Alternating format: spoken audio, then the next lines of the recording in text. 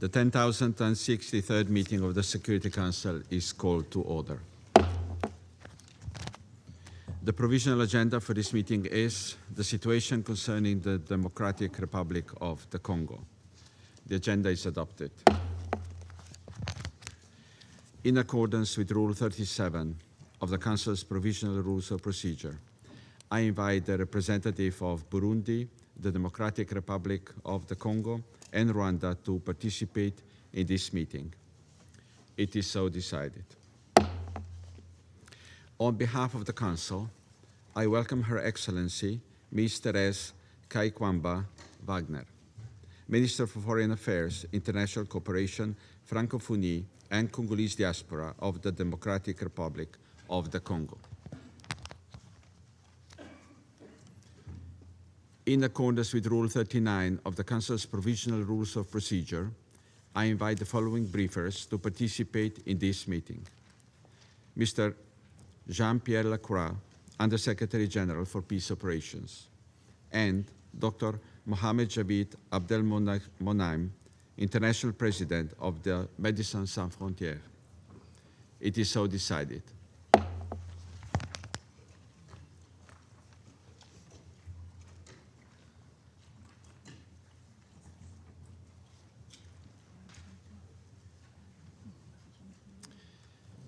The Security Council will now begin its consideration of item 2 of the agenda. I wish to draw the attention of the Council members to document S/2025/779, the report of the Secretary General on the United Nations Organization Stabilization Mission in the Democratic Republic of the Congo. At this meeting, the Security Council will hear briefings by Mr. Lacroix, Ambassador Michael Imram Kanu, Permanent Representative of Sierra Leone to the United Nations and Chair of the Security Council Committee established pursuant to Resolution 1533, concerning the situation in the Democratic Republic of the Congo, and Dr. Javid Abdelmonaim. I now give the floor to Jean-Pierre Lacroix. Merci, Monsieur le Président, distingués membres du Conseil. Je vous remercie pour cette occasion d'informer le Conseil de sécurité sur la situation en République démocratique du Congo et sur les activités de la MONUSCO à la veille de vos délibérations sur le renouvellement du mandat de cette opération. Je souhaite également saluer la présence de son Excellence Madame Thérèse Kaikwamba Wagner, ministre des Affaires étrangères, de la coopération internationale et de la francophonie de la République démocratique du Congo, ainsi que la présence des représentants de la République du Rwanda et du Burundi. Je salue également la participation de la Sierra Leone en sa qualité de président du comité du Conseil de sécurité établi en vertu de la résolution 1533, ainsi que celle du Dr Mohamed Javid Abdelmonaim, président international de Médecins sans frontières. Monsieur le Président, comme l'indique le dernier rapport du secrétaire général, la République démocratique du Congo continue à faire face à une crise sécuritaire et humanitaire dont les populations civiles dans les zones affectées sont les premières victimes. Ces derniers jours, la nouvelle offensive lancée par l'AFC M23 dans le sud Kivu a réveillé le spectre d'un embrasement régional aux conséquences incalculables. Les développements récents font peser un risque sérieux de fragmentation de la République démocratique du Congo, notamment dans sa partie orientale. L'expansion territoriale de l'AFC M23, l'établissement d'administrations parallèles et l'affaiblissement de la présence étatique dans certaines zones alimentent une dynamique qui menace directement l'unité, la souveraineté et l'intégrité territoriale de la République démocratique du Congo. Parallèlement, le conflit connaît une régionalisation de plus en plus marquée. L'implication directe ou indirecte de forces et de groupes armés en provenance de pays voisins ainsi que les mouvements transfrontaliers de populations déplacées et de combattants accroissent considérablement le risque d'un embrasement régional. Cette évolution ne menace pas uniquement la stabilité de l'Est de la RDC, mais celle de l'ensemble de la région des Grands Lacs. Au cours des derniers mois, pourtant, d'importantes avancées diplomatiques avaient été enregistrées. La signature des accords de Washington entre la RDC et le Rwanda le 4 décembre, l'accord cadre de Doha conclu le 15 novembre entre le gouvernement de la République démocratique du Congo et l'AFC M23, ainsi que l'accord du 14 octobre établissant un mécanisme conjoint de surveillance et de vérification du cessez-le-feu, témoignaient d'une forte mobilisation régionale et internationale en faveur de solutions politiques permettant l'instauration d'une paix durable dans l'Est de la RDC. Je saisis l'occasion pour saluer l'engagement du Qatar, des États-Unis et du médiateur de l'Union africaine, son Excellence le président Faure Gnassingbé, qui ont permis ces avancées. Et je réaffirme le plein soutien des Nations unies, y compris bien sûr la MONUSCO, aux efforts de paix en cours. Les développements récents au Sud Kivu illustrent de manière indéniable l'écart qui existe entre les efforts diplomatiques et la réalité vécue par les populations civiles frappées par les hostilités persistantes. Dans ce contexte, l'application sans atermoiement de la résolution 2773 du Conseil de sécurité, qui appelle entre autres un cessez-le-feu immédiat et inconditionnel, et le respect par les parties des engagements pris dans le cadre des processus de Washington et Doha, reste essentiel pour que les avancées diplomatiques puissent enfin se traduire par une amélioration tangible de la situation sur le terrain. Si ces avancées diplomatiques récentes ont suscité un espoir réel, les violations persistantes du cessez-le-feu, la reprise des hostilités font peser un risque d'effondrement des efforts diplomatiques en cours. L'écart grandissant entre les engagements pris au niveau politique et leur mise en œuvre effective sur le terrain mine la crédibilité des processus de paix, fragilise la confiance entre les parties et alimente le sentiment d'abandon ressenti par les populations civiles. Sans mesures concrètes et immédiates pour faire respecter les accords conclus, les dynamiques de conflit risquent de fermer la voie du dialogue.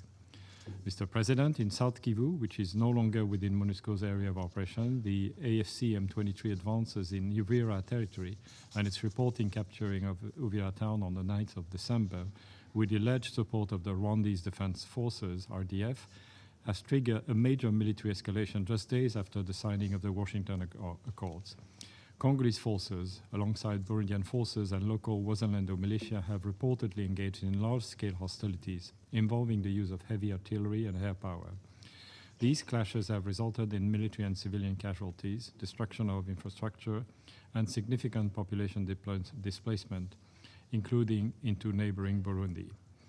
In North Kivu, the AFC M23 has continued to pursue its strategy of territorial expansion and further consolidation of parallel administration in areas under its control, in clear violation of the sovereignty and territorial integrity of the Democratic Republic of Congo. Meanwhile, across North Kivu and Ituri, civilians continue to face grave threats from a range of armed groups, both foreign and Congolese. In Lubero territory in North Kivu, the Allied Democratic Forces, ADF, killed at least 132 civilians during the month of November alone. In Ituri, Codeco, Zaire, and CRP fighters continue to operate near major displacement camps, where MONUSCO is alone in providing direct physical protection for more than 100,000 displaced persons. Mr. President, since SRSG Keita's last briefing to this Council, the United Nations Joint Human Rights Office has continued to document numerous grave violations and abuses, including conflict-related sexual violence committed by armed groups and state actors. Women and children are disproportionately affected, and cases of forced displacement, sexual violence, arbitrary killings, and abductions remain widespread.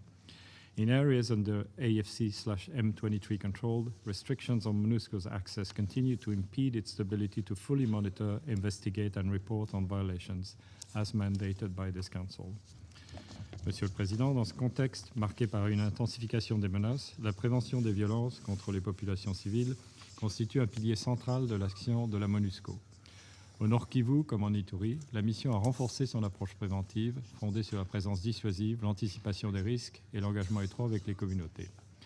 En Ituri, où les groupes armés opèrent à proximité immédiate de sites de déplacés, la MONUSCO maintient des patrouilles quotidiennes et des dispositifs d'alerte communautaire qui ont permis de prévenir plusieurs attaques et de protéger des zones particulièrement vulnérables. Au Nord Kivu, la mission poursuit la mise en place de systèmes d'alerte précoce et de patrouilles mobiles renforcées, en particulier dans les zones exposées à l'expansion de l'AFC M23 et aux attaques ciblées des ADF. La MONUSCO veille également à maintenir un dialogue constant avec les communautés, y compris les femmes et les jeunes, afin de s'assurer que la protection fournie répond pleinement à leurs besoins et réalités sur le terrain. Mr. President, the humanitarian situation is equally alarming. Continued hostilities, repeated waves of displacement, the ongoing closure of Goma and Kavumu airports, and shrinking humanitarian access have compounded an already severe crisis. Around 5.35 million people are displaced within the country. Since January alone, 2.68 million people have been newly displaced, while 2.9 million have returned forcibly or voluntarily. More than 24 million people face acute food insecurity. At the same time, humanitarian agencies are facing crippling funding shortfalls. As of today, the humanitarian response plan for the DRC is only 22% funded. The consequences of these funding gaps are devastating. In this challenging environment, MONUSCO has remained undeterred in its determination to deliver on its mandated priority tasks amidst numerous constraints, both operational and financial. The implementation of the contingency measures aimed at managing the peacekeeping-wide liquidity crisis is now largely completed. The mission has taken every possible step to mitigate the impact of these measures on its ability to protect civilians in its area of operations and deliver on other mandated priority tasks. To this end, the mission has sought to enhance the mobility of its remaining units and increase joint patrols with the FARDC and the Congolese National Police in Ituri, while striving to maintain a robust presence around vulnerable IDP sites. MONUSCO's police component also continues to reinforce accountability and community policing, notably through strengthened cooperation with the General Inspectorate of the Congolese National Police. Nonetheless, the unavoidable reduction in uniform and civilian personnel required to keep the mission financially afloat will have an inevitable impact on its rapid response capacity and operational reach. In Ituri, the mission remains the primary source of physical protection for approximately 100,000 people living in IDP sites within the immediate vicinity of MONUSCO bases. Efforts to reintegrate ex-combatants through community-based initiatives continue as part of the broader effort to create a protective environment for civilians in the province. In Chomia, Jugu territory, MONUSCO, working with the Disarmament, Demobilization, Community Reintegration and Stabilization Process, the PDDRCS, has launched a project that supports 257 people, including 89 ex-combatants, through vocational training and community work, strengthening food security and social cohesion. In the Grand Nord of North Kivu, MONUSCO peacekeepers regularly conduct joint patrols with the Congolese armed forces, deter armed groups' activity, and sustain a protective presence along key roads and access routes. In Goma, the AFC/M23 restrictions on the supply of fuel, water, and electricity continue to pose a significant challenge for MONUSCO and its personnel. While the recent release of several impounded diesel trucks is a welcome development, the mission remains reliant on generators and water trucks to sustain essential services. Freedom of movement restrictions continue to delay planned rotations, although its constant engagement with the mission's constant engagement with the AFC/M23 has enabled the complete rotation of the Uruguayan and Moroccan contingents. Efforts to reopen Goma Airport in support of humanitarian flights have not yet yielded results. While MONUSCO's leadership continues to engage with all relevant stakeholders to lift these restrictions, the active support of this council remains essential to enable the mission to regain its full freedom of action. Despite these constraints, MONUSCO personnel continue to carry out their duties with professionalism and resilience. The mission has enhanced situational awareness and reaction times and maintained a dynamic, proactive posture to deter threats against civilians and adapt to evolving risks. Since the beginning of the year, MONUSCO has facilitated the repatriation of more than 80 foreign ex-combatants affiliated with the FDLR and over 127 dependents in coordination with the Rwanda Demobilization and Reintegration Commission. Determined to leverage its capabilities and expertise in support of ongoing peace efforts, MONUSCO has also intensified efforts to support disarmament and repatriation in Masisi, Walikale, and Rutshuru in support of the FARDC's call for the voluntary surrender of the FDLR. DDR specialists will be co-located at the mission's bases in Kiwanja and Kinshasa in AFC/M23 controlled territory. The transit camp in Munigi on the outskirts of Goma remains operational, while a new transit site is being established in Sake. Mr. President, the days and weeks ahead will be decisive. Ongoing diplomatic efforts offer a clear pathway towards a lasting political settlement that will bring a long-awaited measure of relief to the millions of Congolese affected by successive cycles of conflict. These must be sustained and intensified to prevent further escalation and lay the foundation for lasting peace, stability, and prosperity in the DRC and the broader Great Lakes region. MONUSCO stands ready to leverage its expertise and capabilities in support of current peace efforts, which are fully consistent with its current mandated priority tasks. The mission is also gearing up to contribute to ceasefire monitoring and observation efforts, should the Council entrust it with this task. The mission has participated actively in the 3 meetings of the ceasefire observation and monitoring mechanism that have been convened since the signing of the 14th October agreement between the government of the DRC and the M23, which established the mechanism. Plans are already in place, which the mission will continue to refine as the contours of the ceasefire, the functioning of the observation and monitoring mechanism, and the full implication of its involvement become clearer. At this critical juncture, it is essential that the Security Council do its utmost to create the conditions necessary for MONUSCO to play its role in protecting civilians while meeting the growing expectation related to its role in supporting ongoing efforts, of course, should there be an implementation of the commitment made in Washington and Doha. It is also vital that Member States ensure that the mission is provided with the necessary resources to deliver on its core mandated responsibilities. As the Secretary General has underscored in his report, MONUSCO remains an essential component of the broader international effort to resolve the crisis in Eastern DRC and lay the foundation for lasting peace and stability in the Great Lakes region. Support to ongoing peace efforts, together with the protection of civilians, disarmament and demobilization, strengthening and security institutions, and human rights monitoring should form the core of the mission mandate. In renewing MONUSCO's mandate, I encourage the Council to redouble effort to create the conditions necessary for effective implementation, including full compliance by all parties with Resolution 2773 and the lifting of restrictions on the mission's freedom of movement. Monsieur le Président, distingués membres du Conseil, les avancées diplomatiques doivent désormais se traduire par des améliorations réelles sur le terrain afin que le peuple congolais puisse enfin entrevoir la sécurité et la stabilité auxquelles il aspire. À ce moment critique, le rôle du Conseil de sécurité est plus déterminant que jamais. Une réaction claire, unie et résolue du Conseil est essentielle pour prévenir une aggravation du conflit, enrayer les risques de fragmentation de la RDC et contenir la régionalisation croissante des violences. Le Conseil dispose des outils politiques et normatifs nécessaires pour faire respecter ces résolutions, soutenir les efforts de médiation en cours et envoyer un message sans équivoque à toutes les parties quant à l'impératif du respect du cessez-le-feu, du droit international humanitaire et de la souveraineté de la République démocratique du Congo. Et la MONUSCO, quant à elle, poursuivra la mise en œuvre de son mandat avec professionnalisme et détermination. Avec le soutien de ce Conseil, elle est prête à contribuer pleinement aux efforts de paix en cours. Je vous remercie. I thank Mr. Lacroix for his briefing. I now give the floor to Ambassador Michael Imran Kanu. Thank you, Mr. President. Mr. President, colleagues, I have the honor to deliver a statement in my capacity as chair of the Security Council Committee established pursuant to Resolution 1533 concerning the Democratic Republic of the Congo. It is my intention to provide an overview of the work of the committee since my last briefing on 27 June 2025. Mr. President, since the last briefing, the committee held 3 informal consultations in 2025. During the meeting held on 2nd July 2025, the coordinator of the group of experts provided an overview of the main findings and recommendations contained in the group's final report, following which committee members discussed the findings and recommendations contained therein.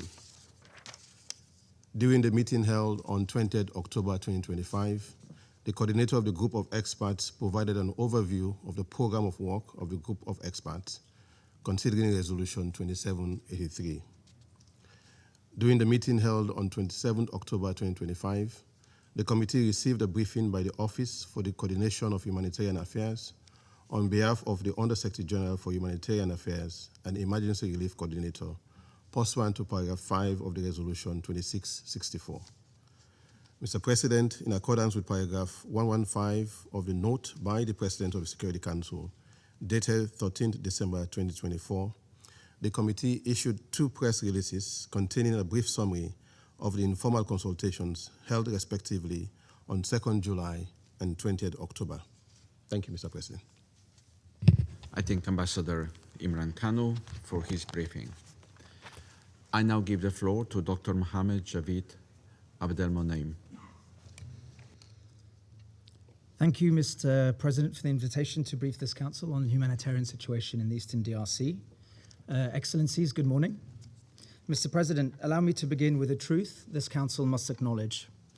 Despite the appearance of political momentum in recent months, and despite the signing of peace agreements, MSF teams continue to witness staggering levels of violence, displacement, and deprivation in the Kivus and Ituri.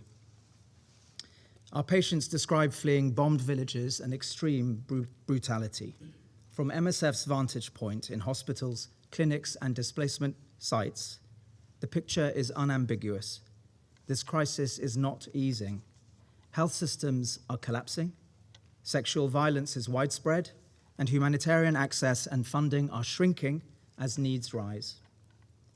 The gap between political signaling and lived reality of millions is widening.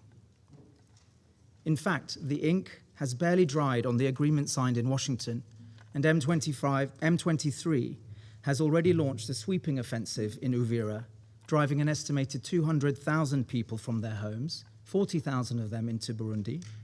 Stark evidence that the promise of peace is masking a landscape of persistent large-scale violence. It is increasingly clear that ongoing peace efforts are serving to consolidate the extractive interests of powerful actors rather than to bring the people of DRC relief. None of this is new.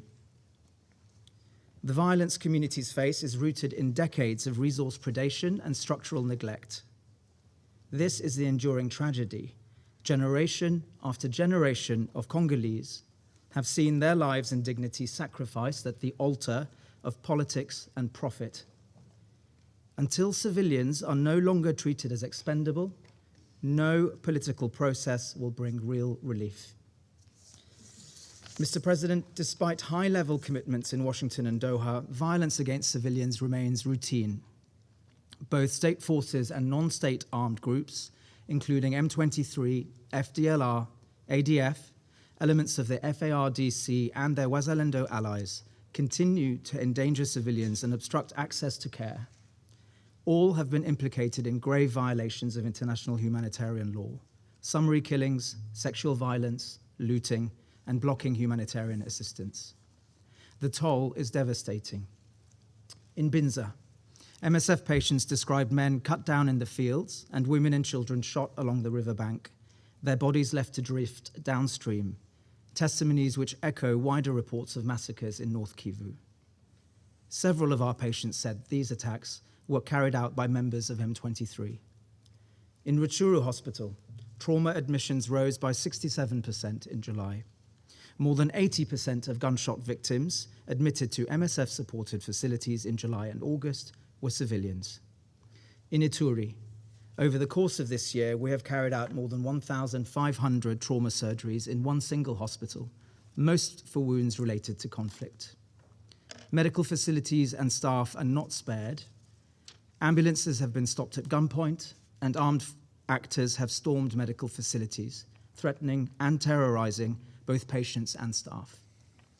In Masisi, just 2 weeks ago, the Kazinga Health Center, clearly marked with MSF insignia, was looted and destroyed by a Wazalendo militia. 3 MSF colleagues have been killed this year. These violations underscore a profound failure to protect civilians. Mr. President, sexual violence in Eastern DRC is a long-standing emergency which has scarred communities for decades. Today, it continues at an unimaginable scale. In the first 6 months of this year alone, nearly 28,000 survivors sought care in MSF-supported facilities in Eastern DRC. That's an average of 155 survivors each and every day for 6 months. 3 out of 4 attacks are committed by armed individuals. Attacks occur in fields, on roads, at water points, and inside homes. Many survivors reach care too late for preventative treatment. Many never reach it at all. At the same time, essential medical supplies are running dangerously low. In North and South Kivu, half of all health zones lack post-exposure prophylaxis, leaving survivors without the critical care that could prevent infection, avert unwanted pregnancy, and reduce long-term harm. The scale and normalization of sexual violence reflect a profound collapse of community protection and a near total absence of accountability. Women and girls tell us that sexual violence is not simply feared, it is expected. Mr. President, the health system is collapsing under the combined weight of violence, chronic neglect, mass displacement, aid cuts, and emerging parallel administrations.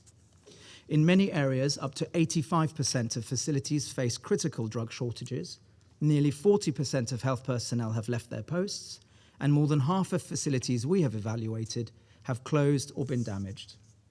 The consequences are lethal.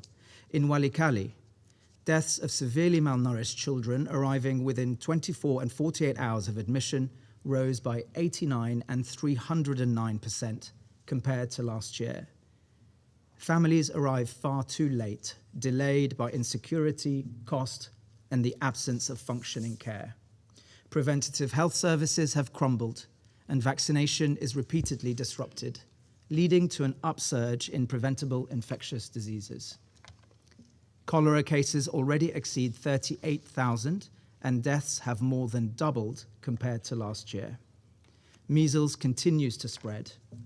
A malaria outbreak of unknown proportions is unfolding, while neither diagnostics nor essential treatments are available to contain it. Mr. President, as needs grow, the space to deliver humanitarian assistance is contracting. Across Eastern DRC, state and non-state actors alike impose restrictions unrelated to civilian needs. Life-saving assistance is delayed, diverted, or blocked. The closure of the Goma and Bukavu airstrips and the failure of Kinshasa and M23 to reach an agreement to reopen them has reduced entry points for supplies and personnel into Eastern DRC and slowed movements within the Kivus. Reaching Walikale can now take more than a month during the rainy season. Shifting conflict lines have also meant that delivering supplies from Bukavu to Uvira has required crossing 4 international borders at 4 times the previous cost.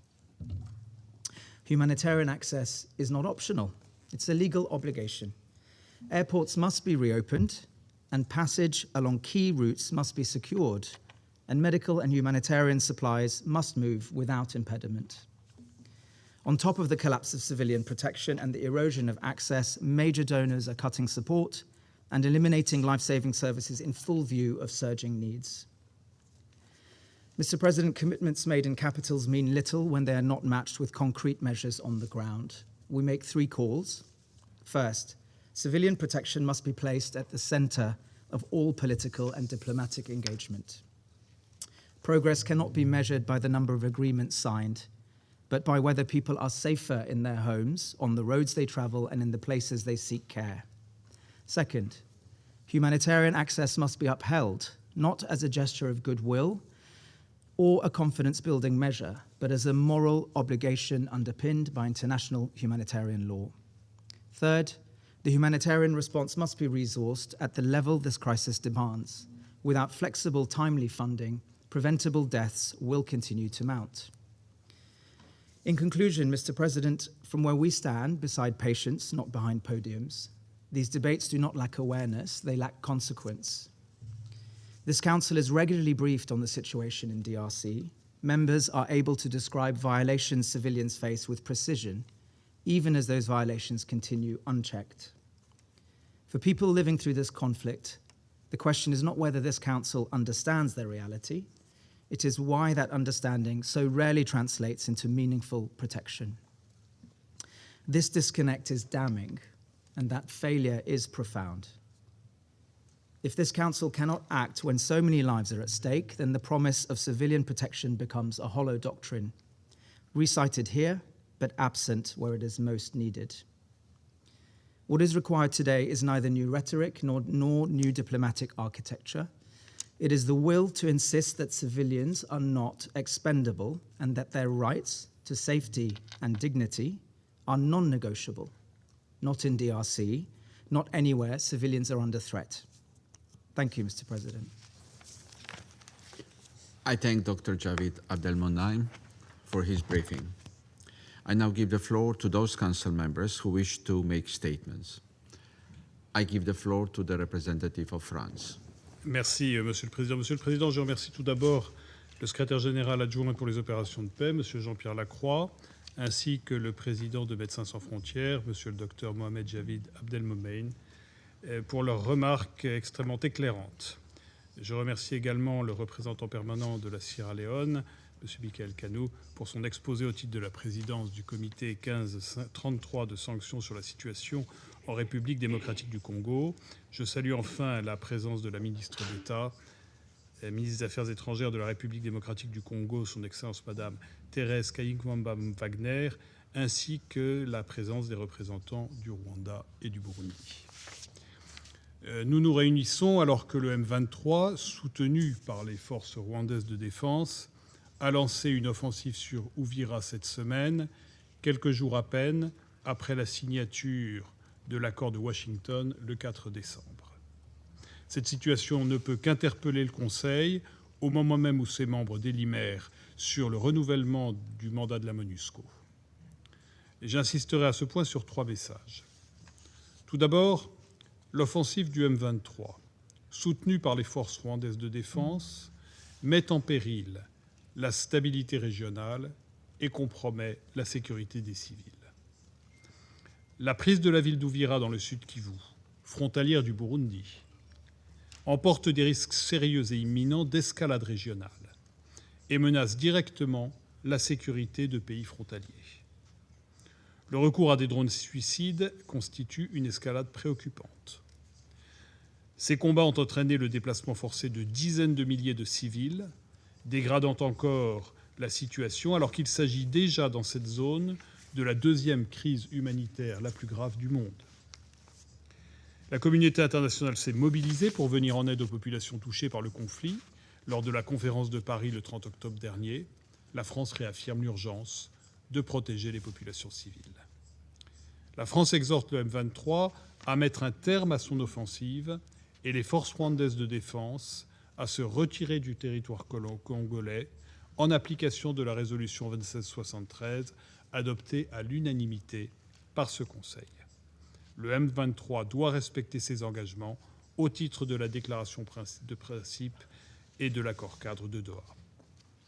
Deuxièmement, dans ce contexte, la France réaffirme sa confiance aux médiateurs. L'Union africaine, en particulier à travers les présidents de l'Angola et du Togo, les États-Unis et le Qatar, déploient des efforts immenses pour un règlement durable du conflit, qui endeuille les populations des Grands Lacs et qui déstabilise gravement la région depuis des décennies. Plus que jamais, le soutien de l'ensemble des membres de ce Conseil à ces efforts de paix est requis. Nous devons collectivement réaffirmer l'exigence du respect du droit international humanitaire par l'ensemble des parties, ainsi que leurs obligations en matière de protection des civils. La résolution 2773 doit être pleinement appliquée et respectée par l'ensemble des acteurs, à commencer par son appel à un cessez-le-feu inconditionnel, effectif et vérifiable. Le respect de la souveraineté et de l'intégrité territoriale congolaise est non négociable. Les actions provocatrices ou les discours de haine mettant en péril la sécurité des civils doivent cesser. Les accords de Washington doivent être respectés. L'accord-cadre de Doha doit être appliqué. Nous appelons à la poursuite des efforts de l'Union africaine. Les récents événements risquent de mettre un terme à un règlement politique durable du conflit. Troisième message. Nous ne devons pas laisser cette situation remettre en cause le mandat de la MONUSCO et les négociations en cours. Comme l'a rappelé le secrétaire général adjoint, la MONUSCO continue de jouer un rôle essentiel en matière de protection des civils et dans la perspective du règlement du conflit. La France, en tant que porte-plume, a présenté un projet destiné à positionner la MONUSCO dans un rôle d'accompagnement de tous les efforts de paix. Cela comprend la question de la surveillance d'un cessez-le-feu, pour laquelle la MONUSCO dispose d'atouts évidents par la présence sur le terrain, son expertise, ses capacités et son impartialité. Les entraves imposées par le M23 à sa liberté d'action et à son approvisionnement en ressources de première nécessité sont inacceptables et doivent cesser. Dès lors, Nous appelons les membres du Conseil à poursuivre les négociations de bonne foi, en gardant à l'esprit la responsabilité qui leur incombe au regard de la situation présente et en sachant que toute l'attention de cette délégation est acquise. Monsieur le Président, les populations de l'Est de la République démocratique du Congo, les pays de la région et les contributeurs de troupes attendent du Conseil qu'il se montre à la hauteur de ses responsabilités au regard de l'urgence. Sachons répondre à cette attente pour la paix en République démocratique du Congo et dans la région. Je vous remercie. I thank the representative of France for the statement, and I give the floor to the representative of Sierra Leone. Thank you again, Mr. President. Mr. President, I have the honor to deliver the statement on behalf of the A3+ members, namely Algeria, Guyana, Somalia, and my own country, Sierra Leone. We wish to thank Under-Secretary General Jean-Pierre Lacroix and Mr. Javid Abdelnomen for their briefings on the situation on the ground.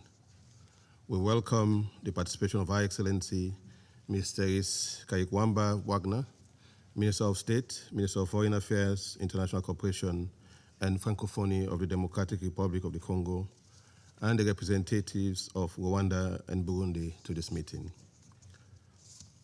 Over the past 3 decades, MONUSCO and its predecessor mission, MONUC, have been present in the DRC, supporting efforts for peace, stabilization, and the protection of civilians in a context marked by recurring armed conflict, complex humanitarian challenges, and a major political transition.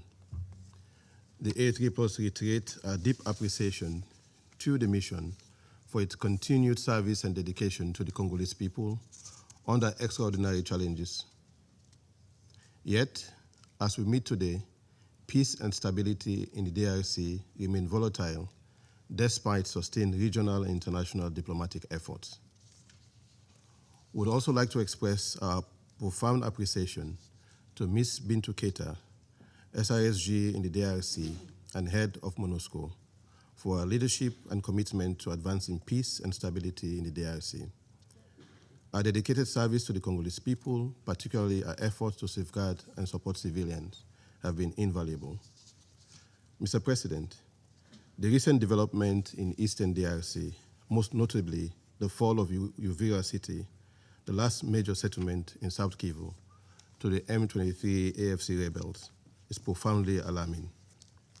Even more alarming is the worsening humanitarian situation for the civilian population who have been displaced, fleeing across the borders in search of safety and potentially creating pressures for receiving countries. We underscore the importance of supporting these countries as they serve as safe havens for those fleeing the violence in the DRC. The A3+ remains gravely alarmed by the humanitarian situation in the DRC, which has long been among the worst, most severe. The renewed offensive in South Kivu risks overwhelming an already overstretched and critically underfunded humanitarian system. With over 5.7 million people internally displaced and an estimated 24.8 million facing food insecurity amid acute security and access constraints, humanitarian personnel cannot sustain operations under continued hostilities in South Kivu.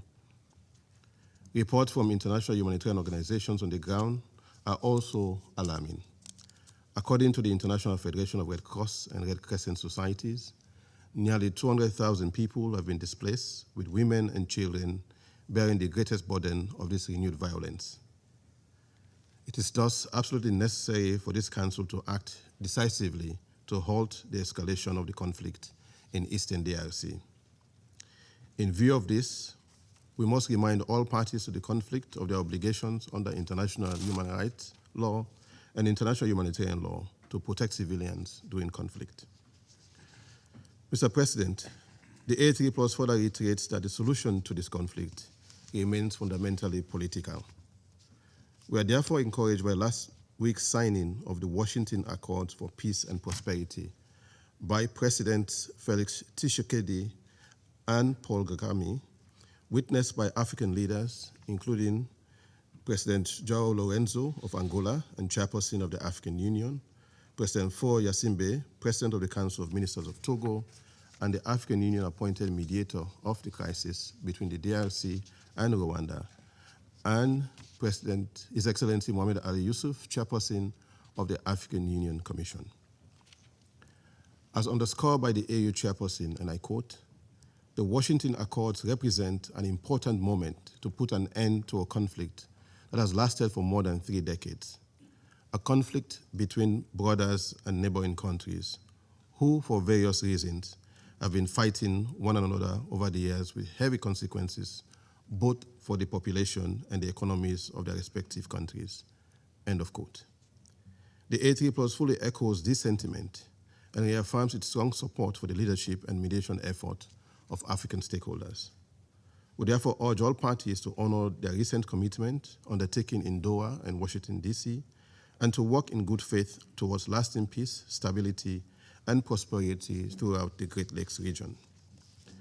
Mr. President, the renewed offensive in South Kivu comes at a time when the Council is discussing the future of the presence of the United Nations peacekeeping mission in the DRC.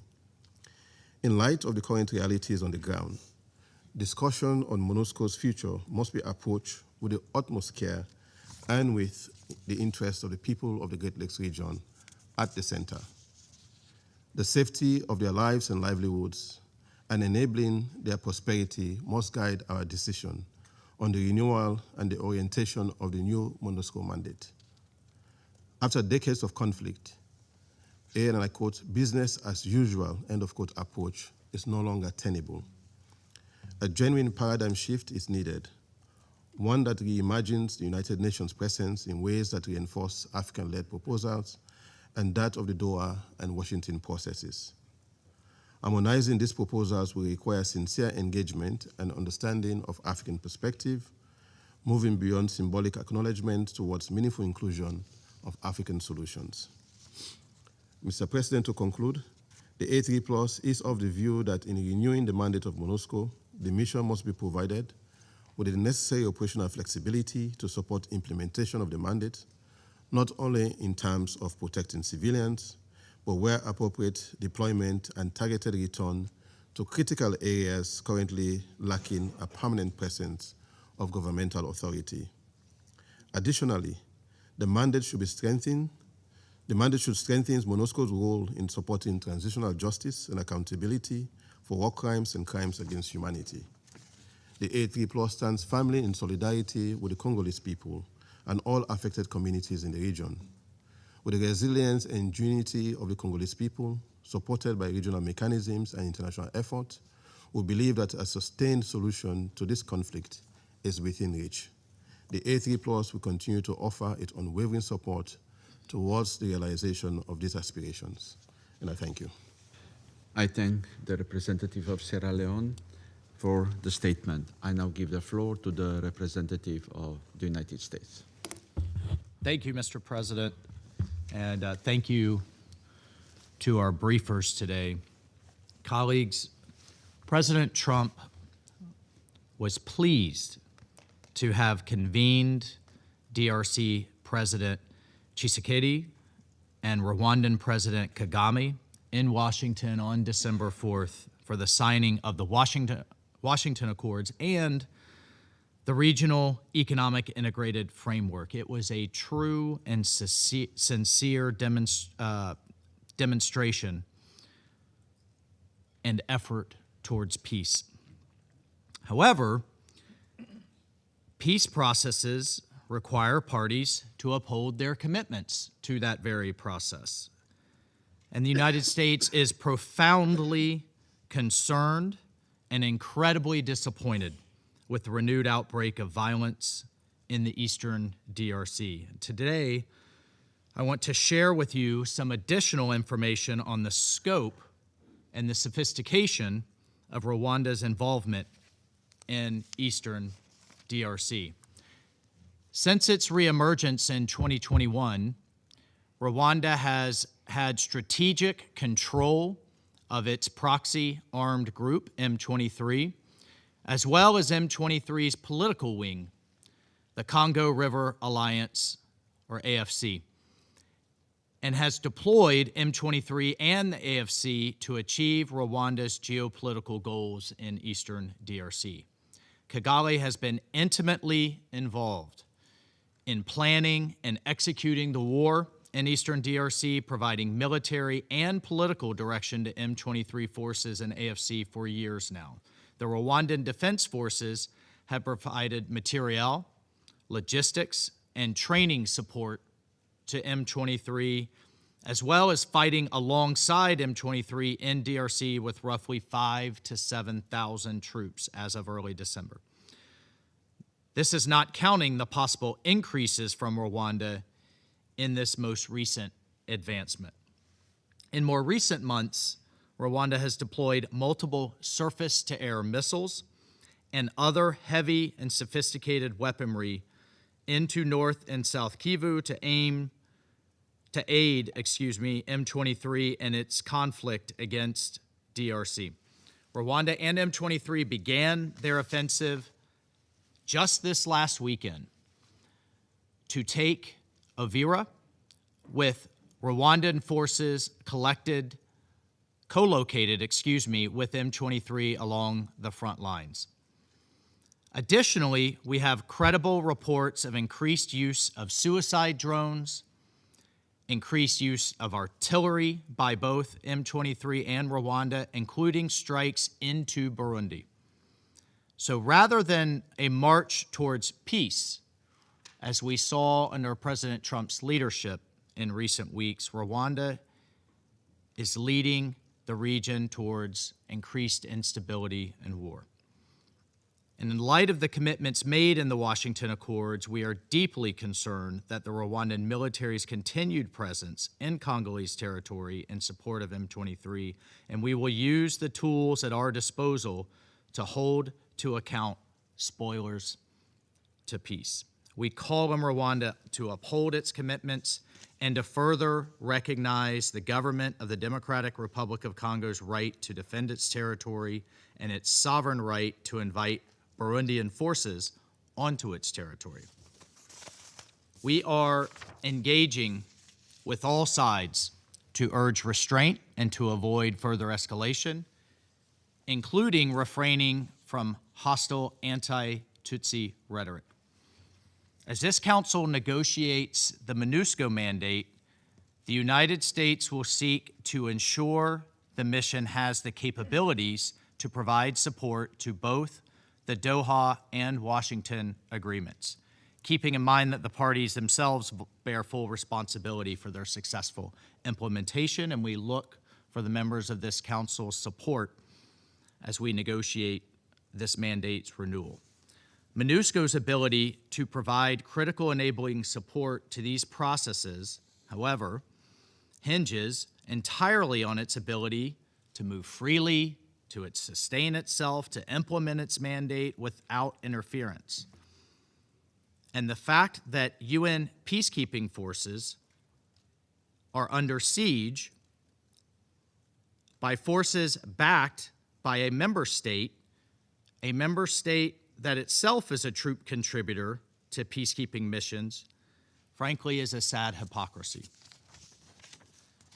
Unfortunately, M23's months-long blockade on MONUSCO has undermined its ability to operate effectively in and out of Goma, as many representatives have stated here today. And for its part, Rwanda continues to deploy surface-to-air missiles and additionally conduct spoofing and jamming operations, which have effectively grounded MONUSCO air operations.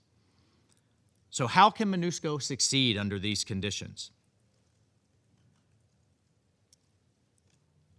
We demand the immediate end of such obstruction, which violates M23 and Rwanda's obligations under both the Doha and Washington agreements, respectively. We remain steadfast in our support of MONUSCO and its role in the realization of these historic agreements, which we believe hold great potential to end the decades of suffering in eastern DRC. I thank you, Mr. President. I thank the representative of the United States for the statement. And I give the floor to the representative of the Russian Federation. Благодарим заместителя генсекретаря Жан-Пьера Лекруа за брифинг. Признательны Паспреду Сьерра-Леоне за доклад в качестве председателя санкционного комитета СБ 1533 по ДР Конго. Внимательно заслушали доктора Мохаммеда Джавида Абдель-Манейма. Приветствуем участие в заседании министра иностранных дел, международного сотрудничества и диаспоры ДРК госпожи Терезы Вагнер, а также представителей Руанды и Бурунди. Сегодняшнее заседание, к сожалению, проходит на фоне серьезной эскалации в Южном Киву в результате наступления группировки М-23. Мы неоднократно говорили, что с особенным беспокойством следим за развитием событий в этой провинции. Расположенный в приграничье с Бурунди город Увира уже фактически несколько месяцев находился под угрозой окружения и нападения со стороны М-23. Эта ситуация буквально через несколько дней после саммита в Вашингтоне еще раз демонстрирует, что международные дипломатические усилия не дают осязаемых результатов и не влияют по существу на обстановку на земле. Ни о каком перемирии и прекращении огня на деле речи не идет. Все это лишь остается выражением намерений сторон на бумаге.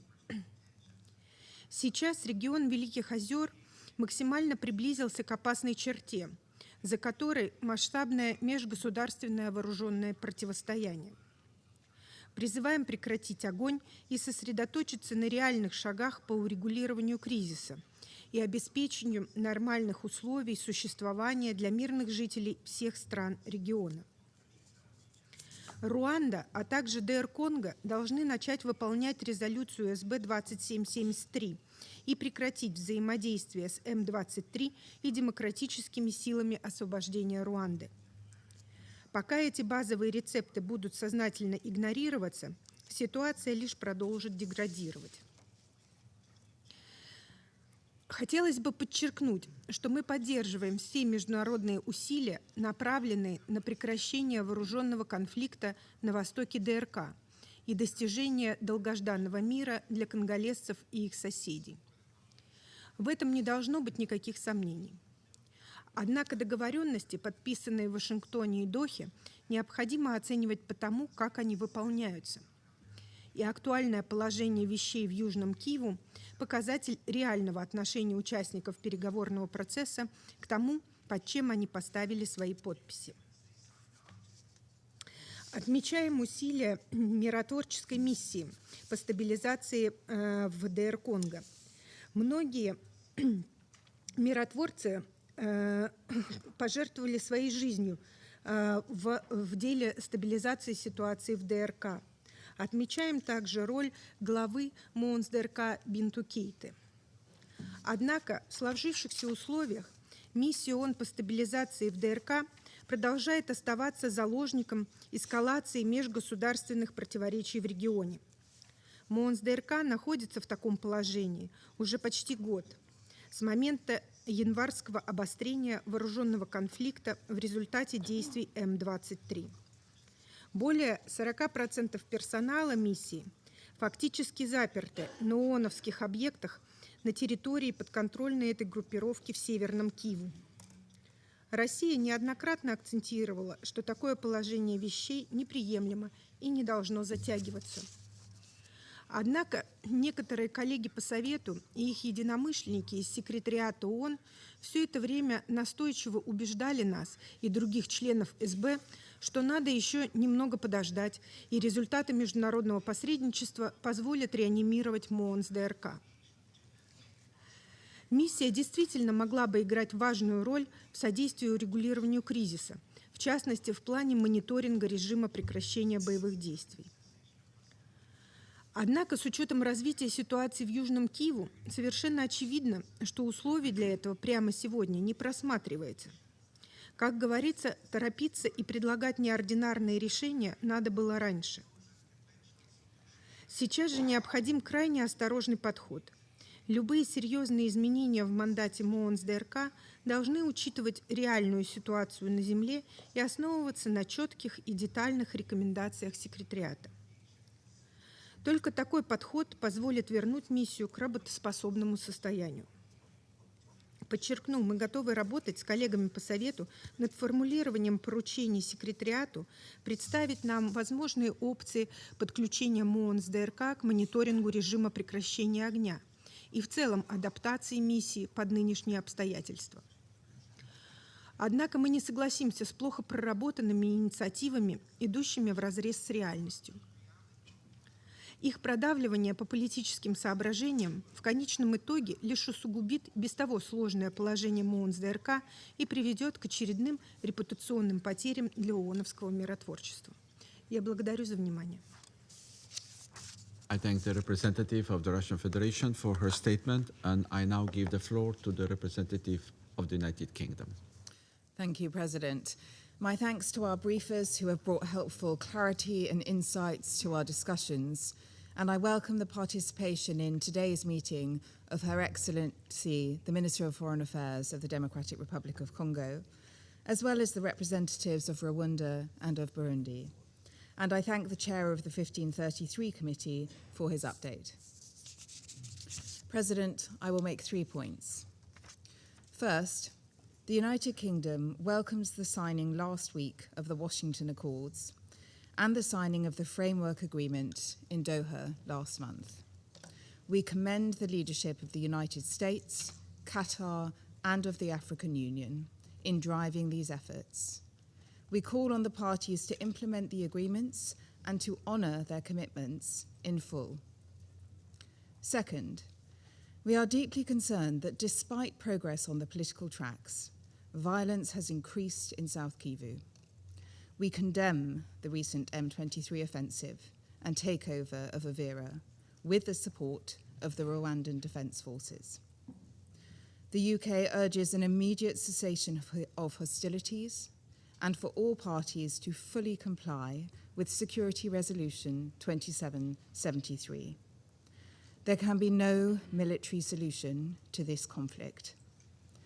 This escalation in fighting has worsened an already dire humanitarian situation, which will only further deteriorate as refugees flee across the border into Burundi following M23's latest offensives. We are greatly concerned by continued reports of human rights violations and abuses, including conflict-related sexual violence, on which we have heard tragic testimony from Médecins Sans Frontières today, perpetrated by the parties to the conflict, and in particular by M23 and Wazalendo. The United Kingdom calls on the parties to fully comply with their obligations under international humanitarian law, including ensuring the protection of civilians. Third, the United Kingdom reiterates our full support for MONUSCO. The mission continues to play a vital role, especially in supporting the protection of civilians.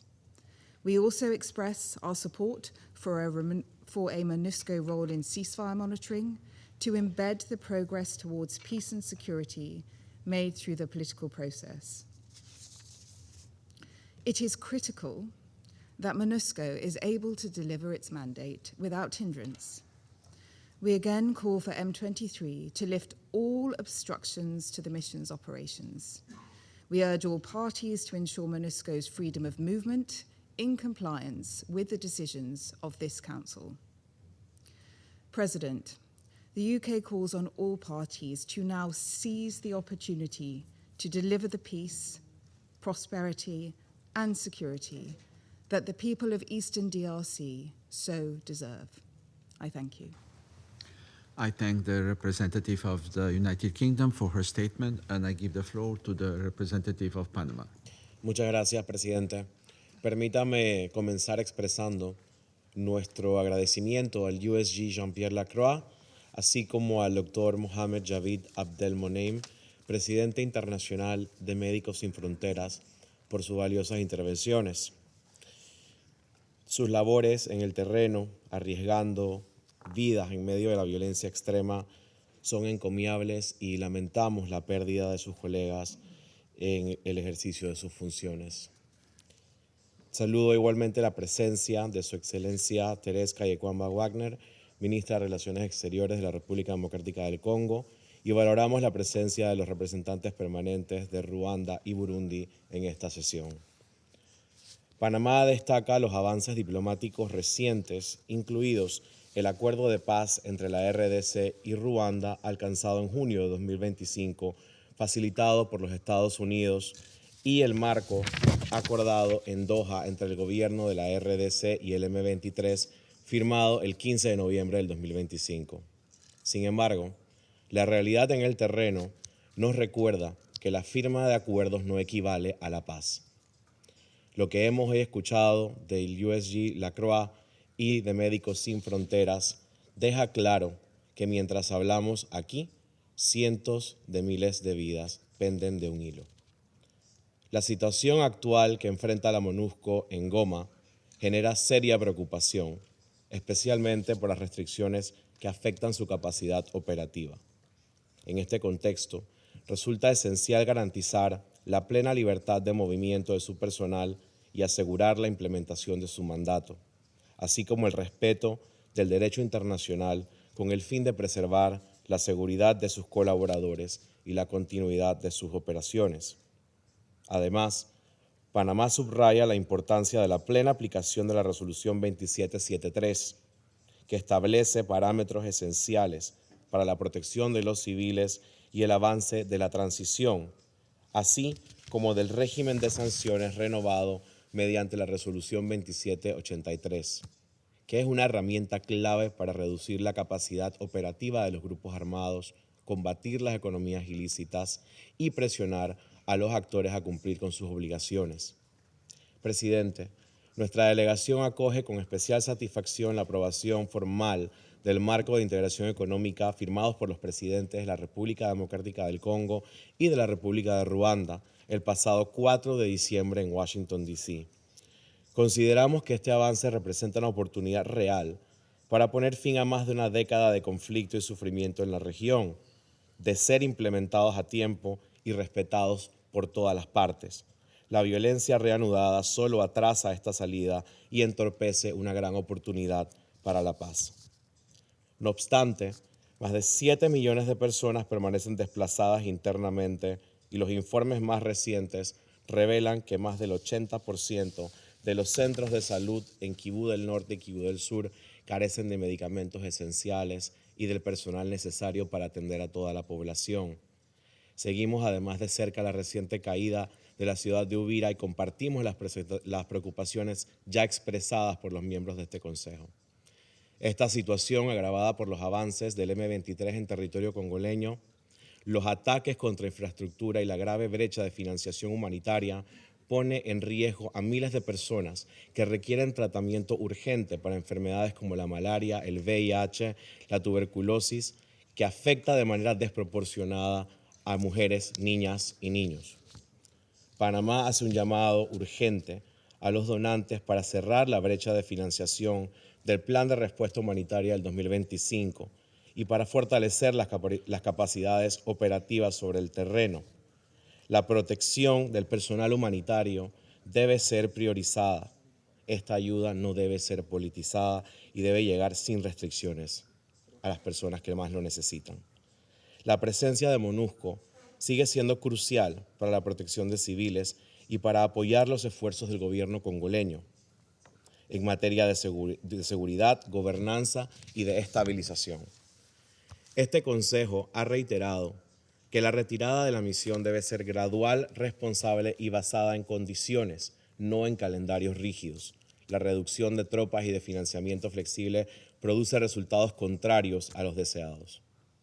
Presidente, el pueblo congoleño ha pagado durante décadas un precio inaceptable por la inestabilidad regional, la competencia por recursos y la ausencia de instituciones fuertes. Panamá está convencida de que no hay solución militar a esta crisis. Solamente una combinación de voluntad política nacional, compromisos regionales sinceros y el apoyo sostenido y unificado de este Consejo permitirá transformar el potencial de la República Democrática del Congo en una realidad de paz y desarrollo y prosperidad para su población. Muchas gracias. I thank the representative of Panama for his statement. I now give the floor to the representative of China. 谢谢主席。我感谢拉克罗瓦副秘书长、刚果金制裁委主席卡努大使和阿卜杜勒莫内姆博士所做的通报，欢迎刚果金外长卡伊宽巴阁下和卢旺达布隆迪代表出席今天的会议。当前，刚果金东部局势持续紧张，冲突暴力不断升级，造成严峻的人道危机。国际社会必须为推动局势降温做出切实努力。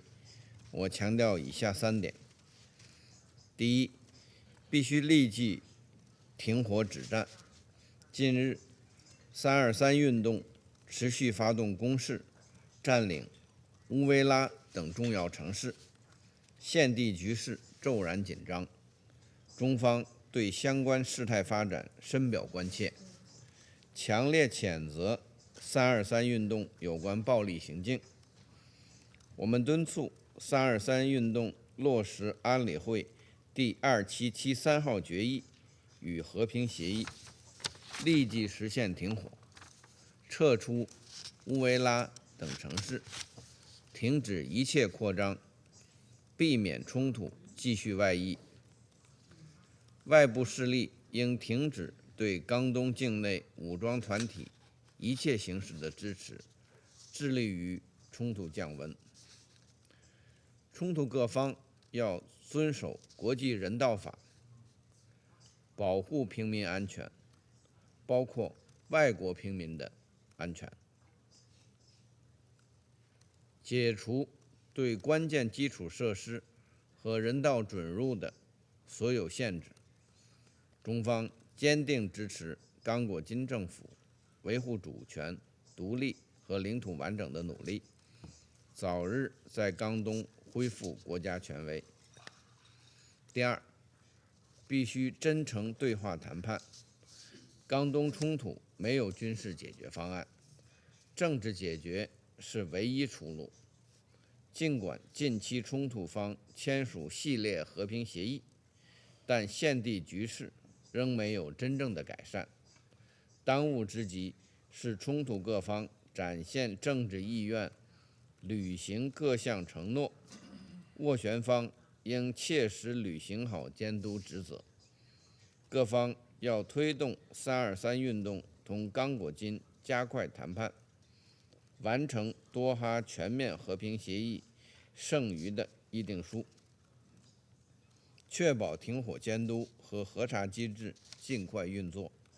中方赞赏非盟和次区域组织为刚东和平所做的努力，任何外部进程都应同非盟进程保持协调一致，尊重非盟在刚东和平进程中的主导地位。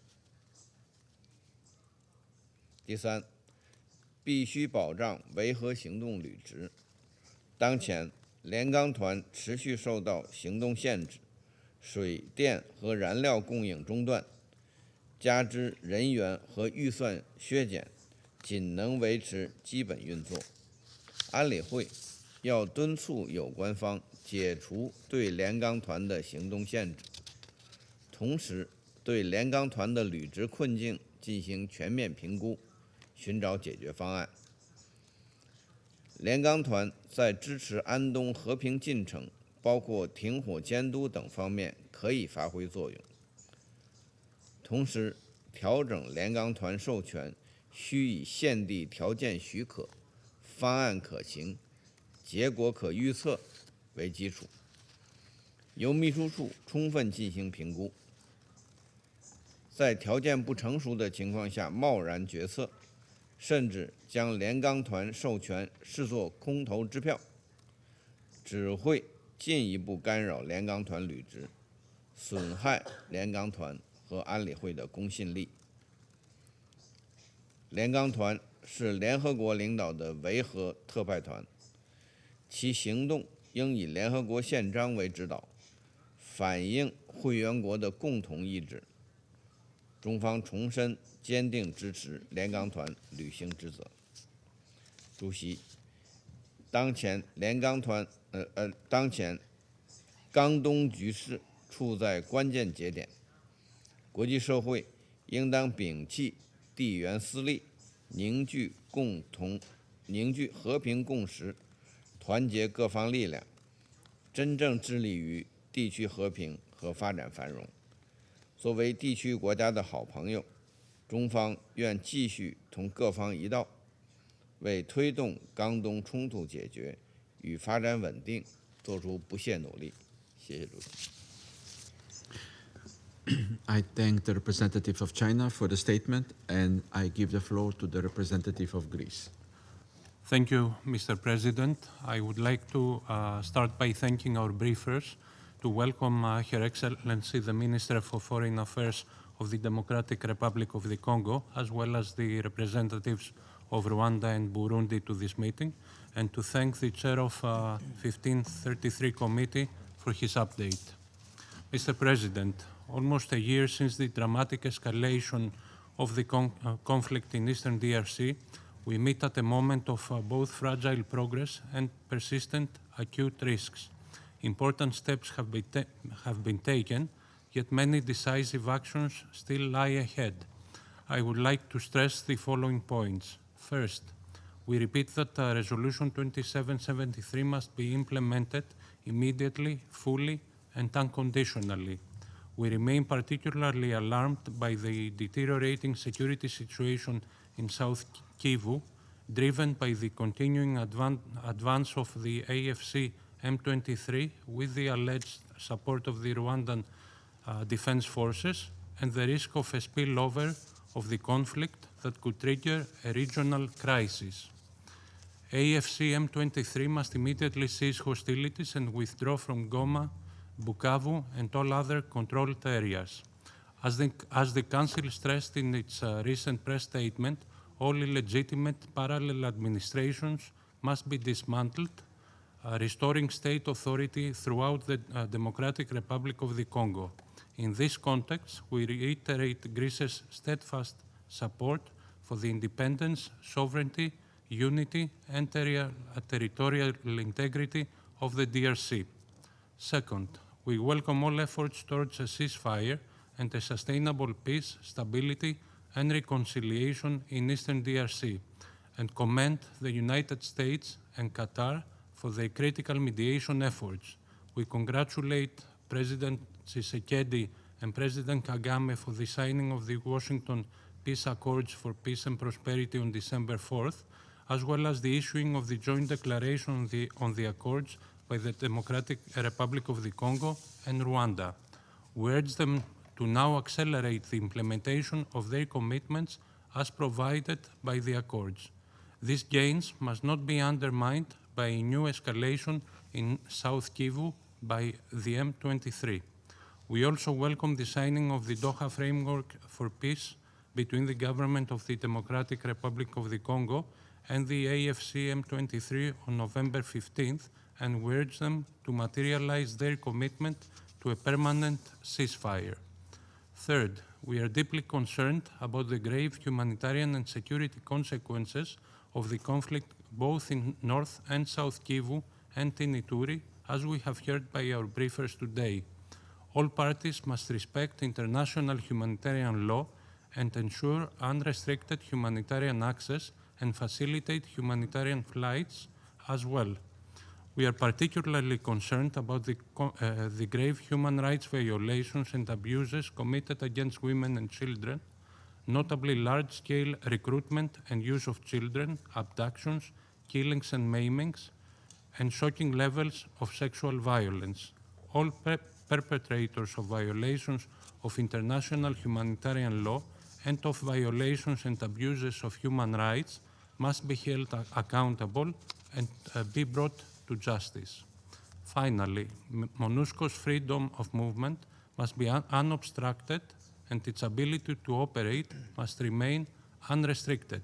Resolution 2773 reiterates the Council's full support for MONUSCO, whose works remains critical in the DRC in protecting civilians, responding to urgent humanitarian needs, and supporting the implementation of the peace process. We emphasize once more our strong commitment to the safety and security of MONUSCO's personnel.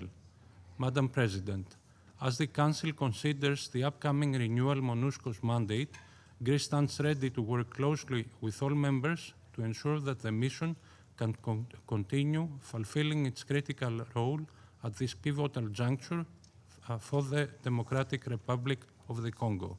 I thank you. I thank the representative of Greece for the statement, and I give the floor to the representative of the Republic of Korea. Thank you, Mr. President. I thank USG LACRA, Ambassador Kanu, and Dr. Abdelmonem for their briefings, and also welcome Her Excellency Ms. Therese Kaira Amba Wagner, DRC's Foreign Minister, and the representative of Rwanda and Burundi to this meeting.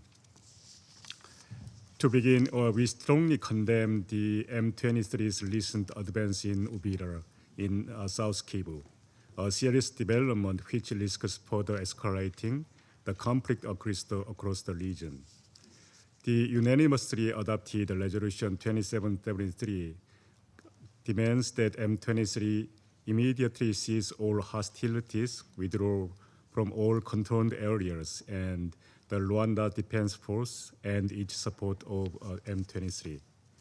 We urge all parties to fully and immediately implement this urgent call from Security Council. I'd like to highlight following 3 points.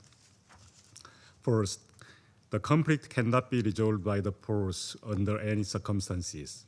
In this regard, we welcome the ongoing efforts toward a political solution, including the Washington Accords for Peace and Prosperity, signed on 4 December between the Democratic Republic of the Congo and Rwanda, and welcome the United States mediation efforts. We urge all parties to faithfully implement their commitments.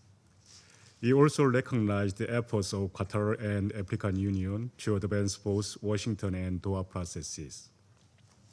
Regional cooperation is indispensable for the sustainability of the agreement. We encourage this political process to be closely aligned with regional mechanisms, including ICGLR. Second, while our expectations should remain high, they must take into account the reality on the ground. In this regard, we are deeply concerned by the recent offensive expansion of M23 and discouraged by the local community's continuing voice. Nothing has changed. Armed groups such as ADF and CODECO, which are not parties to the ongoing peace processes, continue to carry out attacks against civilians and civilian facilities, including hospital and church. Such attacks must stop immediately. We also call on the DRC government and MONUSCO to redouble their efforts, not only to disarm, dismobilize, but also to reintegrate their armed groups. The situation on humanitarian front is also alarming. 5.7 million people remains internally displaced, and food insecurity and medical conditions continue to worsen. Humanitarian assistance to those in need must be swiftly delivered. We condemn any actions that obstruct this effort. Third, MONUSCO's active role is more necessary than ever, particularly at a time when security conditions on the ground continue to contradict the parties' previous pledges. We expect MONUSCO to play a meaningful role in ensuring that the ongoing peace process are effectively implemented. To carry out its mandate fully and effectively, the mission must guarantee full freedom of movement and uninterrupted access to its operational infrastructure. I urge M23 to immediately lift all restrictions imposed on MONUSCO, including access to electricity, fuel, water, as well as troop rotations. We recall that under the Washington Accord, both DRC and Rwanda agreed to support and facilitate MONUSCO's capability to implement its mandate. We therefore urge all parties to translate their commitment into concrete action. Mr. President, the Republic of Korea remains firmly committed to a stable and peaceful DRC and support MONUSCO's vital role in this endeavor. In this vein, we will continue to remain engaged with developments in DRC and discussions on MONUSCO's forthcoming mandate renewal. I thank you. I thank the representative of the Republic of Korea for the statement, and I give the floor to the representative of Denmark. Thank you, Mr. President. And let me also thank USG Lacroix and Médecins Sans Frontières for their briefings. And I would like to welcome the participation of Her Excellency Foreign Minister Wagner, as well as representatives of Rwanda and Burundi in this meeting. 2025 has been a year of major developments in the DRC. Despite consistent challenges on the ground, MONUSCO has continued to deliver. Denmark commends MONUSCO for its tireless efforts in support of peace in extremely difficult circumstances. Mr. President, allow me to raise 3 points. First, we commend the collective mediation efforts by the United States and Qatar, as well as the key role played by the President of Togo as the African Union appointed lead mediator and a panel of facilitators. We welcome the signing by the Presidents of the Democratic Republic of Congo and Rwanda of the Washington Accords on 4 December and the signing by DRC and the M23 of the Doha Framework for a Comprehensive Peace Agreement on 15 November. However, we are deeply concerned that the commitments made by these parties are not being upheld. Just this week, continued advances of the M23 AFC and the intensified clashes in South Kivu resulted in mass casualties and destructions of civilian infrastructure. We call on all parties to refrain from further escalation and remind all parties of their obligations under international humanitarian law. We further urge M23 and the Rwanda Defense Forces to immediately halt offensive operations. In line with Resolution 2773, Denmark reiterates its call on Rwanda to withdraw its troops from eastern DRC and end its support to the M23, as well as we call on the DRC to cease its support for the FDLR. The latest developments strongly underline the need for an immediate cessation of hostilities, leading to a permanent and verifiable ceasefire. Second, Denmark remains concerned by the appalling human rights situation in eastern DRC. We condemn widespread reports of conflict-related sexual violence incidents, notably the use of rape and other forms of sexual violence, including against children. We strongly support the recommendations by the fact-finding mission on the DRC to integrate accountability and transitional justice into peace negotiations and strengthen efforts to prevent and punish conflict-related sexual violence. As we've heard from our civil society briefer today, these violations and abuses are taking place in the context of a catastrophic humanitarian situation. We reiterate our calls for unhindered and safe humanitarian access, including through Goma Airport. We welcome the pledges made on the Great Lake Conference in Paris in October and urge their rapid implementation. My final point, Mr. President. As we approach the renewal of MONUSCO's mandate, Denmark underlines our support for the mission, as well as the critical need for its presence for stability and the protection of civilians in eastern DRC. MONUSCO's mandate must reflect the current operational reality and respond to the situation on the ground, both with regard to possibilities for support to the peace processes and emerging protection needs. We thank the peacekeepers who put their life at risk in the DRC. We underscore that all parties must cease obstructions of the mission's operations and ensure its freedom of movement, resupply, and troop rotations. Let me conclude by expressing our deep appreciation of Special Representative Bintou Keita for her dedication and leadership during her time as head of MONUSCO. We look forward to the timely appointment of her successor at this critical time for the mission. I thank you. I thank the representative of Denmark for her statement, and I give the floor to the representative of Pakistan. Thank you, Mr. President. We join colleagues in welcoming the presence of the Honorable Foreign Minister of the DRC to this meeting, as well as the representatives of Burundi and Rwanda. Pakistan thanks the briefers for the clear articulation of the situation in the Democratic Republic of the Congo, deeply complex and challenging as it is, yet with an opportunity now to improve things on ground. We appreciate the outgoing SRSG Bintu Keita for a job well done under extremely challenging circumstances. President, we commend all MONUSCO personnel for their professionalism and courage under extraordinarily difficult conditions. We pay a solemn tribute to the peacekeepers who lost their lives, including those killed in the aftermath of the M23 takeover of Goma. Their services embody the highest ideals of the United Nations. The perpetrators of those attacks and their supporters must be held accountable. The situation in the Eastern DRC remains extremely volatile. The security environment has deteriorated sharply. Despite the commitments made in the Doha framework for a comprehensive peace agreement on a ceasefire, M23 continues its territorial expansion, including the recent takeover of Uvira. And despite the signing of the Washington Agreement, the AFC M23 continue to receive external support.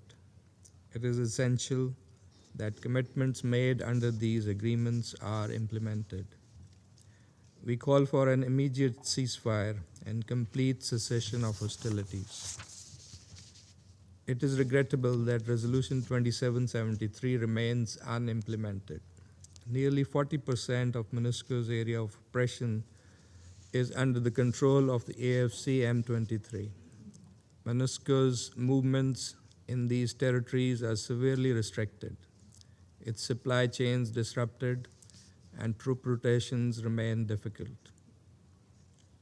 These conditions prevent the mission from implementing its mandate, particularly the protection of civilians. It is unacceptable that armed groups have imposed parallel administrations and stopped utilities of the UN personnel. We condemn these actions unequivocally. M23 must allow MONUSCO to perform its mandate assigned by this Council. It is equally important to address this situation in the context of the current mandate renewal of the mission. The mission must be given mandates that are realistic, achievable, and aligned with realities on ground. MONUSCO, as the only credible and impartial force, is uniquely positioned to play a central role in promoting peace and stability in the DRC. The Council should leverage MONUSCO's institutional experience, logistical reach, and operational presence. It is thus best placed to performing critical tasks, including monitoring and verifying a ceasefire once it is in place. The discussions on MONUSCO's potential ceasefire monitoring role in South Kivu are also important. Pakistan, as one of the largest troop contributing countries to South Kivu, had earlier cautioned that the withdrawal from South Kivu was premature and might create a security vacuum. Regrettably, that assessment has proven correct. This also underscores the need to meaningfully consult those who serve on the ground. Decision-making on mandates and adjustments must better integrate the views of troop and police contributing countries and field leadership. It is also imperative the mandates be matched with commensurate resources. MONUSCO's budget was reduced by $45.3 million, leading to the repatriation of over 700 troops. A subsequent 25% contingency planning further decreased the mission strength by 1,550 personnel. And while the authorized troop ceiling remains at 11,500, MONUSCO currently has only around 8,234 troops on ground. This stark mismatch between the mission's responsibilities and shrinking resources must be urgently addressed to ensure that MONUSCO can effectively deliver on the tasks entrusted to it by the Security Council. President, Pakistan welcomes the recent diplomatic momentum aimed at achieving peace in the Eastern DRC. We appreciate Qatar for facilitating the Doha framework between the DRC government and M23. We also welcome the United States leadership in facilitating the Washington Agreement, signed on 4th December, as a historic step towards regional de-escalation and improved relations between the DRC and Rwanda. Pakistan further commends the African Union-led process under the mediation of Togo, which seeks to harmonize the Luanda and Nairobi tracks into a coherent African-led framework. We agree with Under-Secretary General Lacroix that the gap between the political and diplomatic efforts and the real impact on ground risks undermining these efforts. These processes must strive to address the root causes of the conflict in the DRC for lasting peace and stability. We reaffirm our support for the UN Special Envoy for the Great Lakes region, whose role remains crucial in ensuring coordination and complementarity among these parallel efforts. It is essential that all peace initiatives remain mutually reinforcing and regionally supported and backed by the Security Council and grounded in safeguarding the sovereignty and territorial integrity of the DRC. Finally, we urge the parties to demonstrate political will, to engage in serious dialogue and fulfill their obligations, and avail this opportunity that is presented currently by the high level of international engagement and support to realize sustainable peace in the region. I thank you, Mr. President. I thank the representative of Pakistan for the statement. I shall now make a statement in my capacity as representative of Slovenia. I thank Under-Secretary General Lacroix and Ambassador Kanu for their updates. We are grateful to Dr. Abdel Monem for his uncompromising frontline testimony. What we heard today must be yet another wake-up call. The human cost of this conflict is laid bare before us, stark, undeniable, and worsening by day.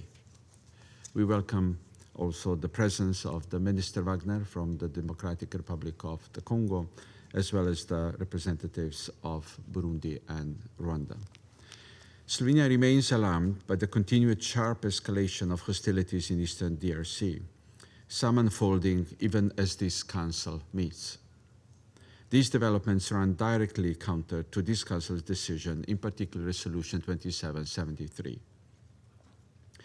We welcome intensified diplomatic efforts by the US, Qatar, and African Union, including the signing of the Washington Accords and the Doha Framework for Peace. These diplomatic tracks hold promise, but must be translated into verifiable steps by all parties.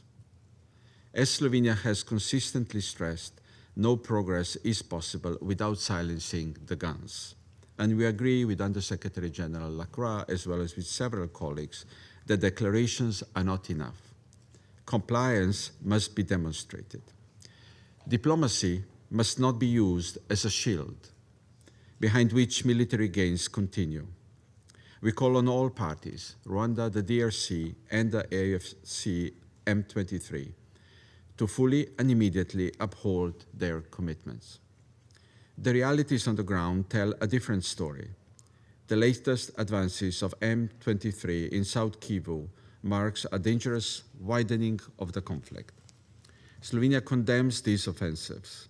We call for an immediate and unconditional ceasefire in line with 2773, and we call on M23 and Rwanda Defense Forces to halt all offensive operations and withdraw. Civilians must not bear the burden of promises that are not honored. We condemn every attack on civilians, medical facilities, humanitarian personnel, and critical infrastructure, not only by M23, but also violence of ADF, Codeco, Zaire, CRP, FDLR, and other armed groups. MSF has just briefed on attacks on health centers, mass displacement, and the immense difficulty conducting life-saving operations.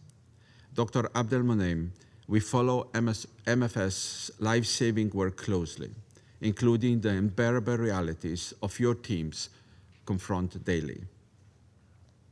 The reporting of sexual violence and the sentence that they are not feared but expected, as you just said, is truly shocking, is devastating. Slovenia condemns this brutality in the strongest possible terms.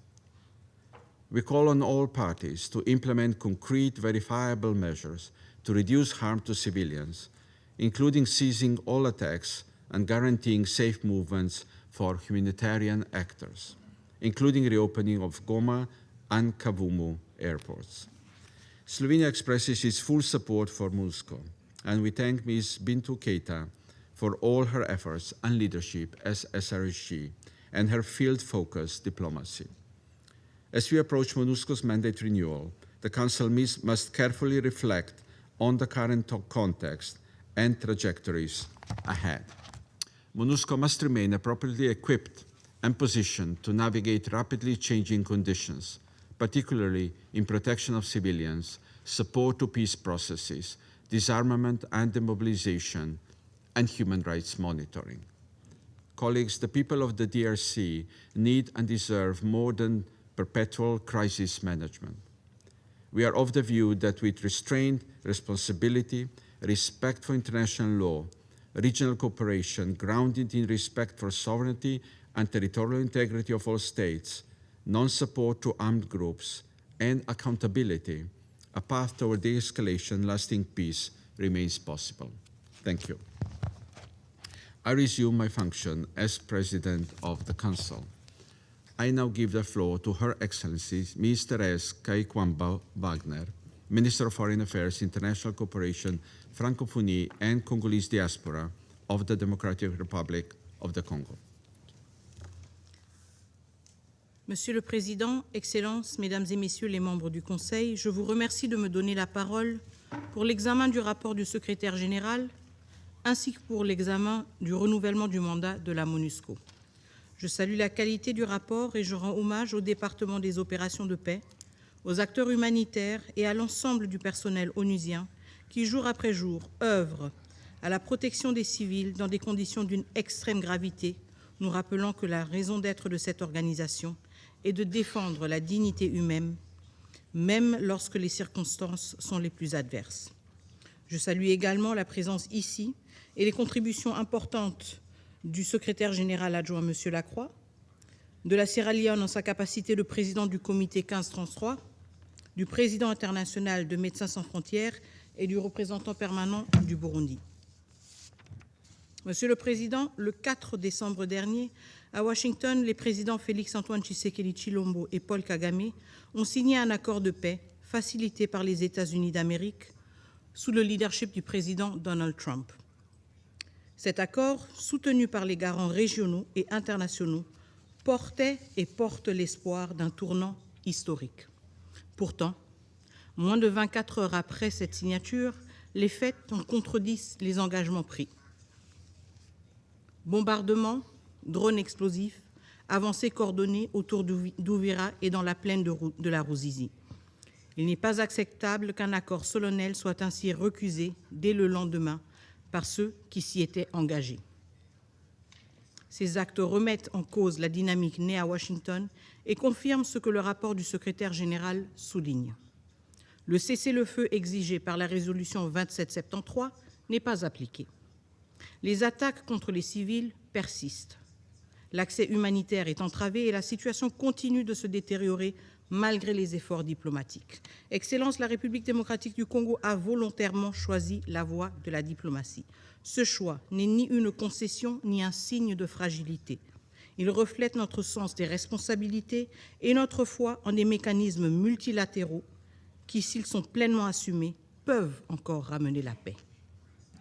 Nous avons fait ce choix parce que nous croyons en l'engagement des États-Unis, facilitateur principal du processus de Washington, en la constance de l'État du Qatar, garant du processus de Doha, et en la valeur normative du processus de Rwanda, dont les principes continuent de guider l'action de l'Union africaine, désormais conduite par la République togolaise.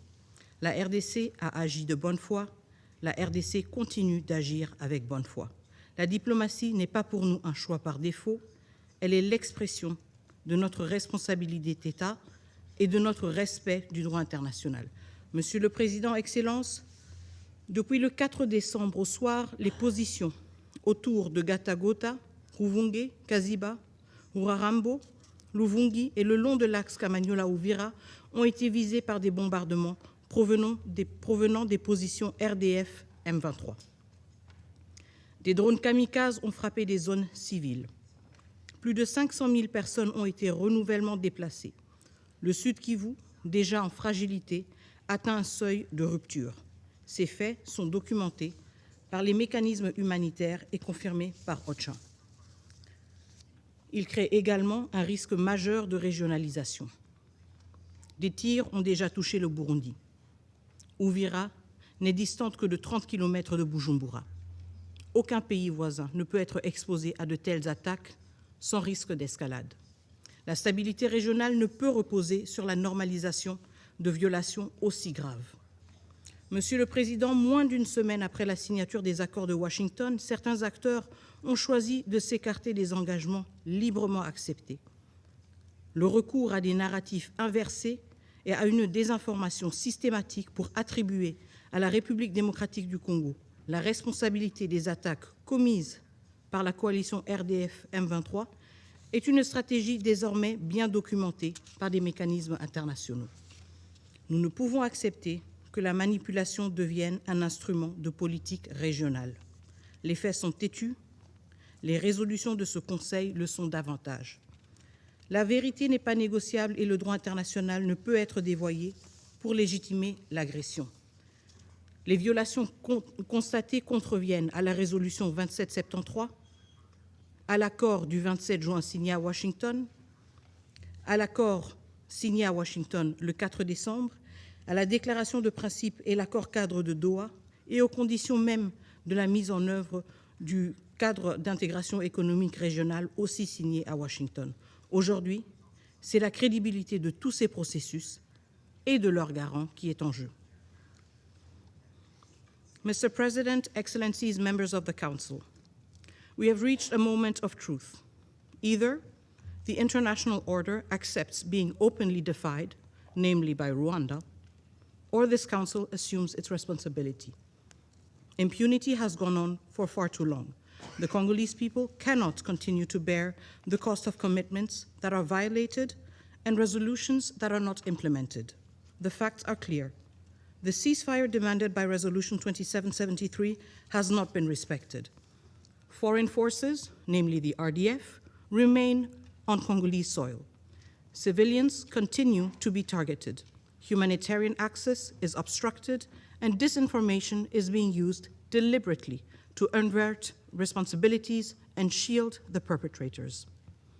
The credibility of all processes, Washington, Doha, and the African facilitation depends on one principle: accountability.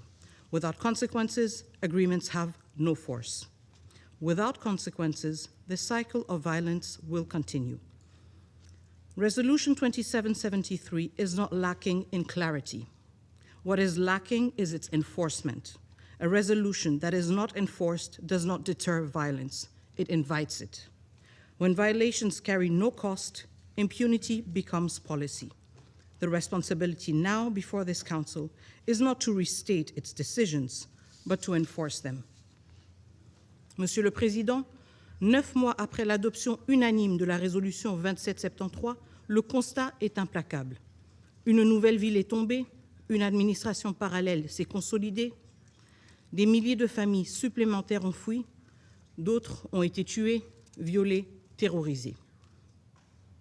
Et même la MONUSCO, casque bleu, personnel civil, leadership, a été pris pour cible. Pendant ces 9 mois, ce Conseil n'a pris aucune mesure concrète pour faire respecter sa propre résolution et pour défendre sa propre mission. Des appels, des avertissements, mais aucun acte.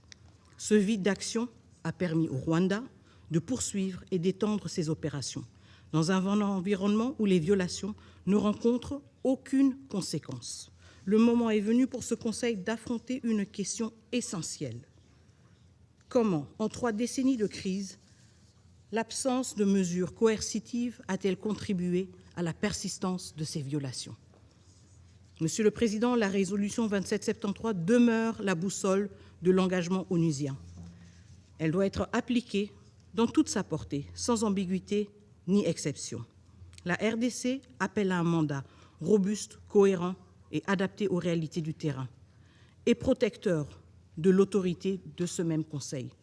Le mandat renouvelé doit garantir la protection des civils, réaffirmer le retrait des forces étrangères, soutenir les opérations humanitaires, inclure explicitement la protection des casques bleus, du personnel civil et du leadership de la MONUSCO, condamner toute attaque contre eux et empêcher tout contournement des décisions du Conseil. Car en effet, l'obstruction du mandat des Nations Unies par le Rwanda et le M23 ne peut jamais justifier son affaiblissement. Ce Conseil ne peut céder face à ceux qui le défient et qui défient son autorité. Monsieur le Président, la RDC est un pays africain. Elle fait aussi pleinement partie de la communauté internationale. Nous respectons les solutions africaines aux problèmes africains. Mais cela ne peut devenir un relativisme juridique permettant de contourner les normes universelles. Il n'existe pas de version régionale des droits de l'homme ou de la souveraineté. Toute solution durable doit s'appuyer sur les principes universels de la Charte des Nations Unies. Monsieur le Président, Excellences, Mesdames et Messieurs les membres du Conseil, le peuple congolais a choisi la paix. Il l'a demandée, il l'a négociée, il l'a signée. Il ne doit pas payer le prix de la mauvaise foi de ceux qui tournent le dos à leurs engagements. La paix ne peut reposer sur des promesses non tenues. Le peuple congolais a droit à la sécurité, à la justice et au respect du droit international. Ce Conseil doit agir pour que ces droits ne restent pas théoriques, mais deviennent enfin une réalité. C'est pourquoi la République démocratique du Congo appelle ce Conseil à mettre en œuvre intégralement la résolution 2773, imposer des sanctions ciblées contre les responsables militaires et politiques de l'agression, instaurer un embargo total sur les minerais exportés comme rwandais, révoquer le statut de contributeur de troupes du Rwanda aux opérations de maintien de la paix des Nations Unies et établir un régime de notification systématique pour tout transfert d'armes vers le Rwanda.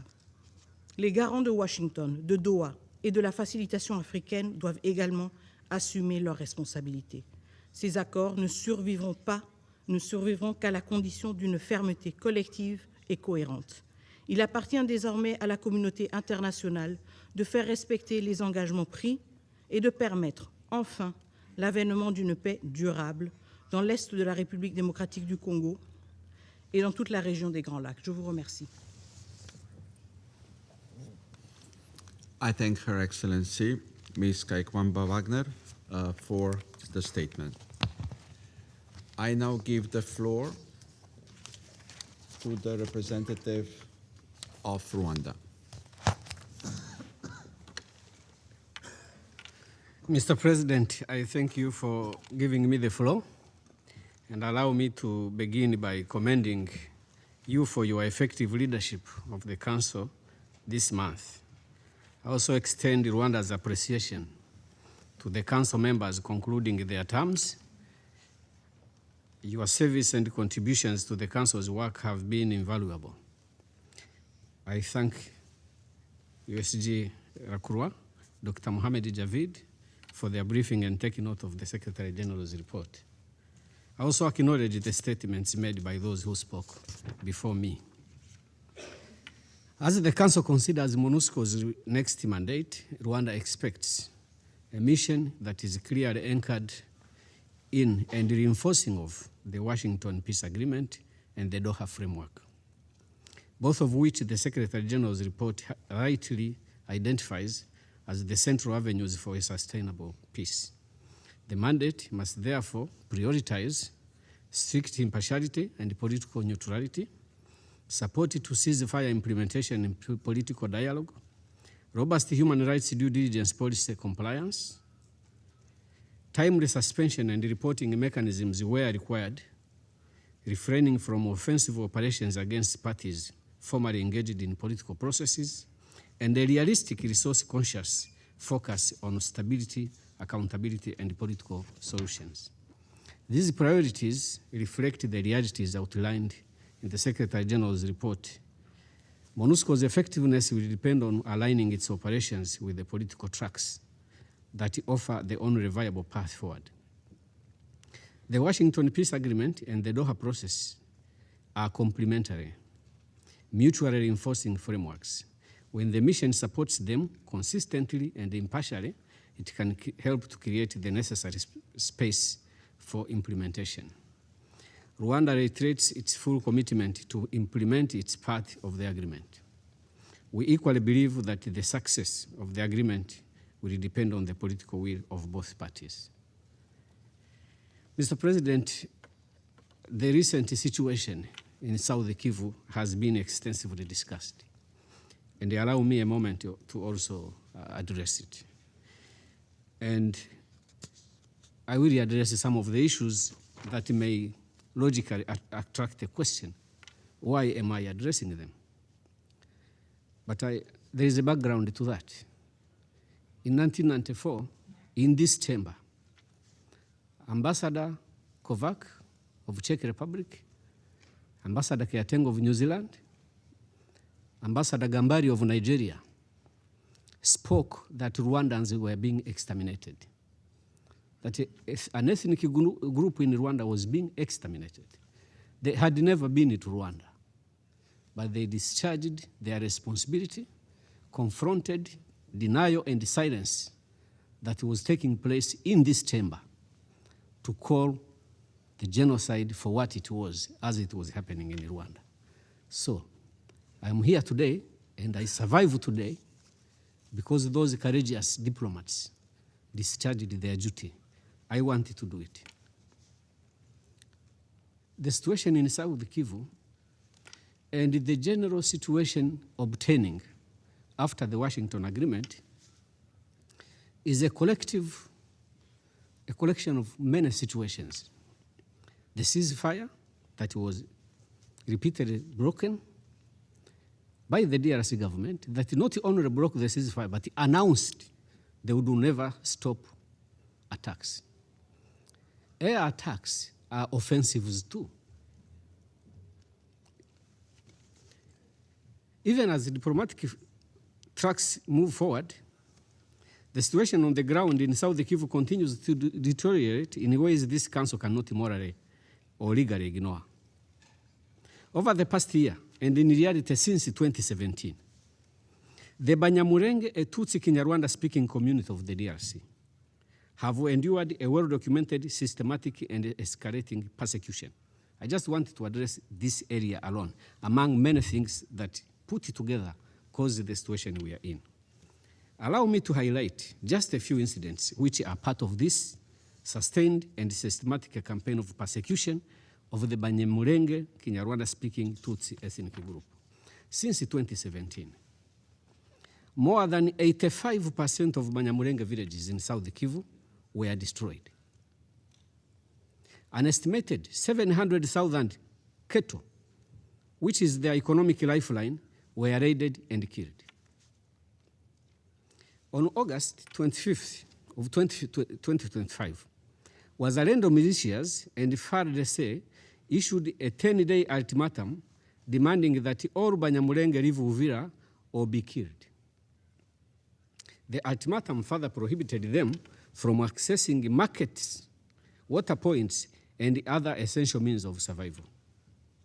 On the 4th of September 2025, the decision was made to deny the Banyamulenge civilians access to public water points on the grounds that they were enemies. From the 5th to 8th of September 2025, Banyamulenge civilians were abducted and shot, while the mobs chanted for the end of the Banyamulenge. These are early warnings, indicators of atrocity crimes, discrimination, dehumanization, forced displacement, and the denial of basic services. Tens of thousands of Burundian soldiers were deployed into South Kivu on the invitation of the government of the DRC. This is in addition to the presence of FDLR, mercenaries, Wazalendo, and other militias. These troops established coordinated military blockades which exacerbated the situation above. Their operations alongside FARDC, FDLR, and the affiliated militias imposed a siege on the Banyamulenge population. And I wanted to highlight here that there are other ethnic groups in that area. There are Babembe, Bafurero. There is another ethnic group that I don't remember. But these conditions I'm describing were imposed only on Banyamulenge Tutsi ethnic group. Banyamulenge, yes. Their operations alongside FARDC and FDLR and affiliated militias imposed a siege on the Banyamulenge population, resulting in nearly a year of the communities in the Minembwe Highlands being deprived of food, medicine, and humanitarian access. This situation was exacerbated by the coordinated military blockades. On the 16th to 18th of October 2025, the only road to the Mitamba market was closed, cutting off food supplies to civilians. On the 6th of September 2025, a group of 80 to 100, between 80 and 100 Banyamulenge civilians, mostly women, returning with food for their starving families, were ambushed by a FARDC Burundian Mai Mai coalition, and reports indicate killings, torture, and sexual violence. Equally well known, but disregarded, is the scale of air attacks carried out by DRC government forces and their allies, which continue to affect civilians already under siege. Among many others are the following. On the 29th of August 2025, and multiple dates, repeated drone strikes hit the outskirts of Banyamulenge IDP camps around Mikenya.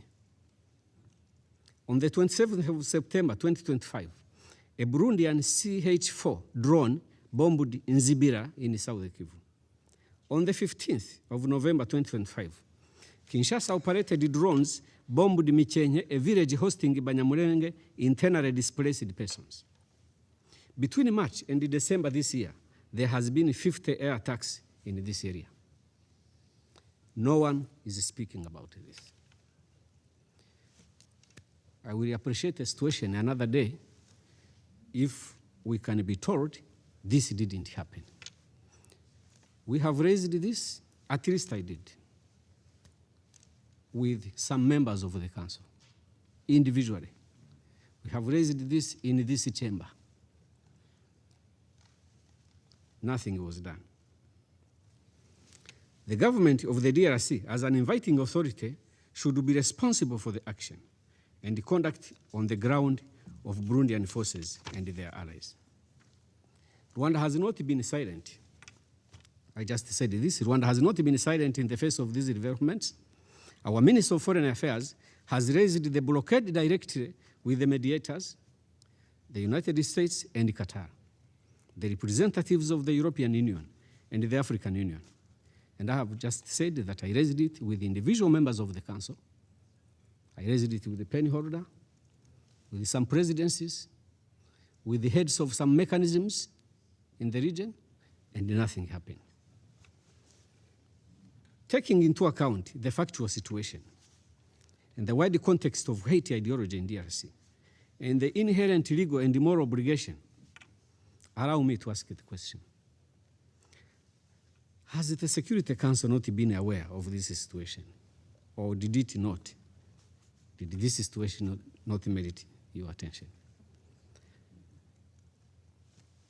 The situation in South Kivu, as we address it, we must consider what was the situation before the recent escalation. As a former investigator myself, there is what we call recreating the scene. From where we sit, we can only tell you the facts. But the Security Council can, among the wide possibilities you have, to recreate this scene. Choose to recreate it. But that is how it will look. All the principles that we have spoken about, sovereignty, territorial integrity, Rwanda is part of that multilateral belief that must be respected. But the existence of FDLR threatens all of that. Yes, facts are stubborn. Resolutions are more stubborn. And in the resolutions, one stubborn fact is that DRC government has, for the past 30 years, supported the FDLR.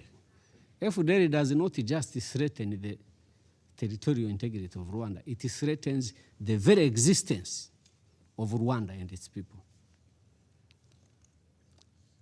One of my uncles paid money in 94, so he could be killed by the bullet. Because there was that situation, you either choose to be shot or you die by a machete. One of my uncles paid money to be killed by a bullet. So everyone can make a decision not to care about the situation of Rwanda and the threat we face. All these people that I'm talking on behalf of, because nobody else does, in the situation they face. But do we also ask them to be participants in their own situation, to be part of the plan for their own extermination? Can we go that far? So to conclude, honorable members of, distinguished members of the council, we thank the mediators.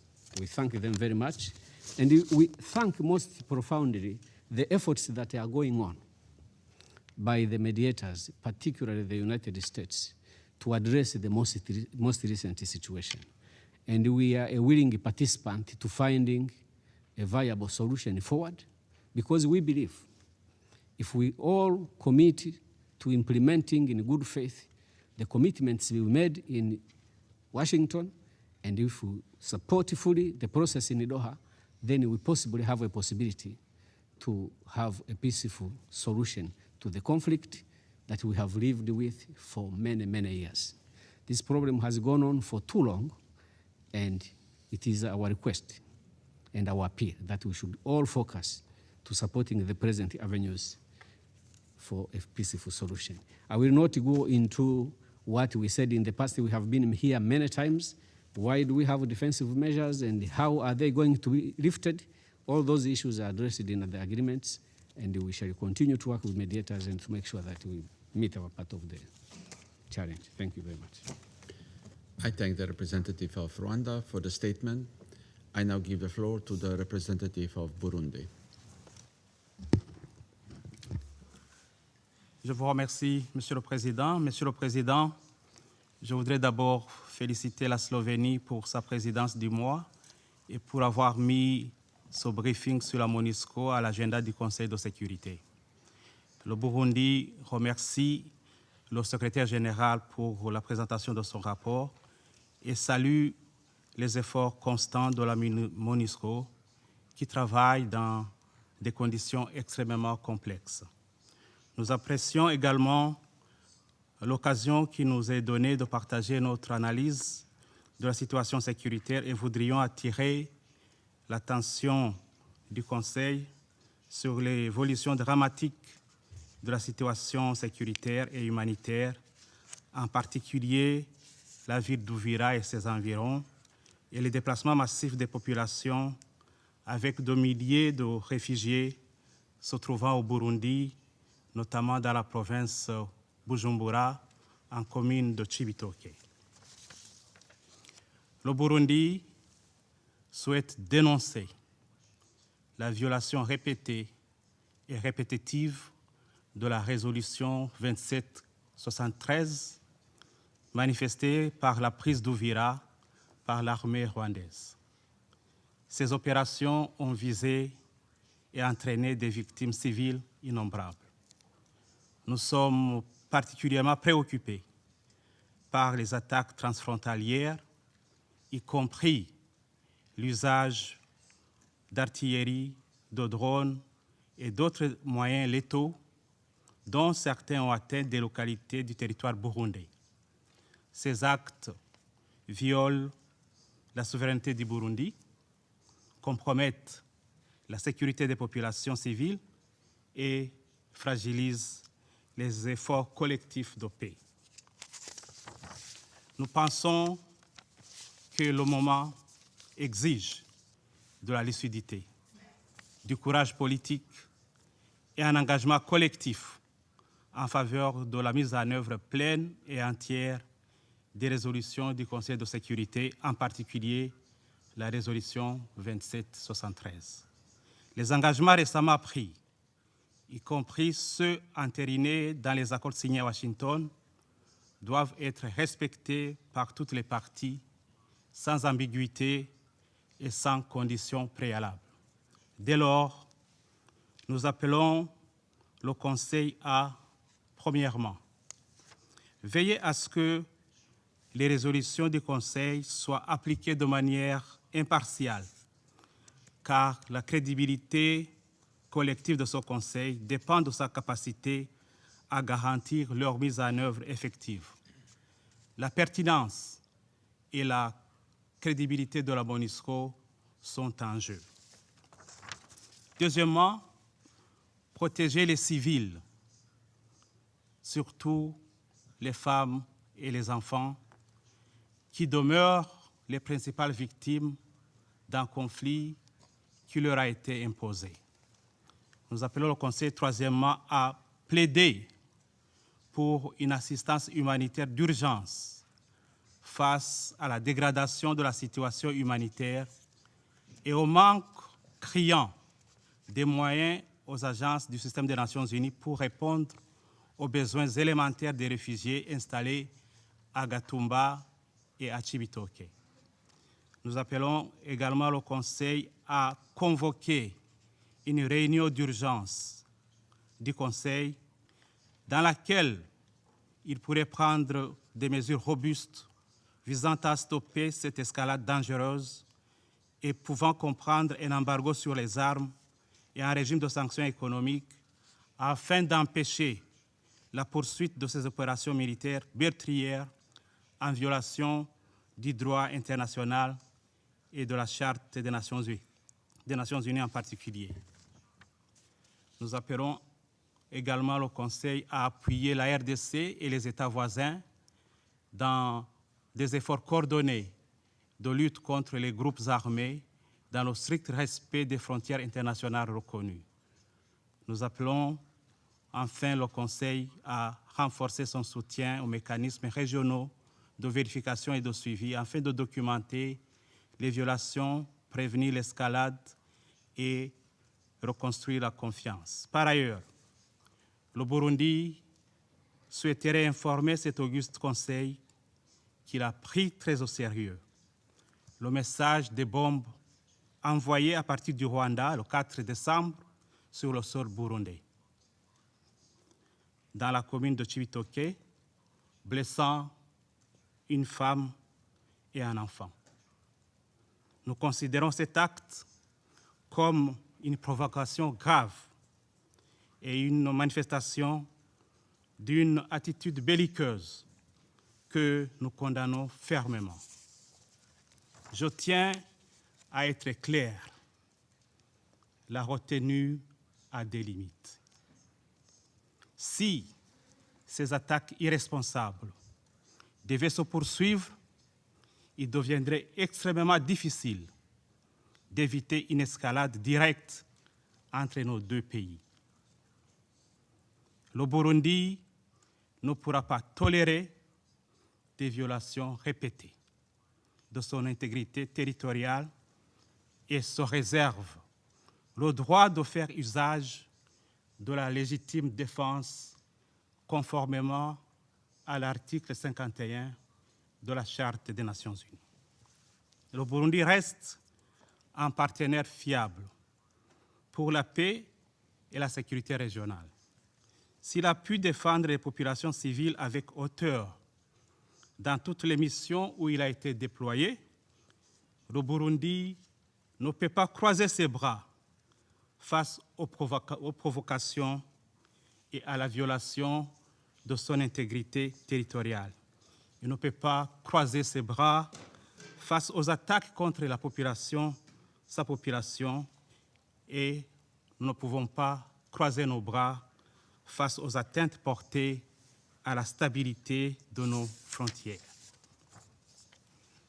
Notre message aujourd'hui est donc un message d'appel à la mesure, à la fermeté contre les violations avérées et à une action concertée qui permette à l'est de la RDC et en particulier à des zones comme Uvira d'entrevoir enfin un avenir de paix durable.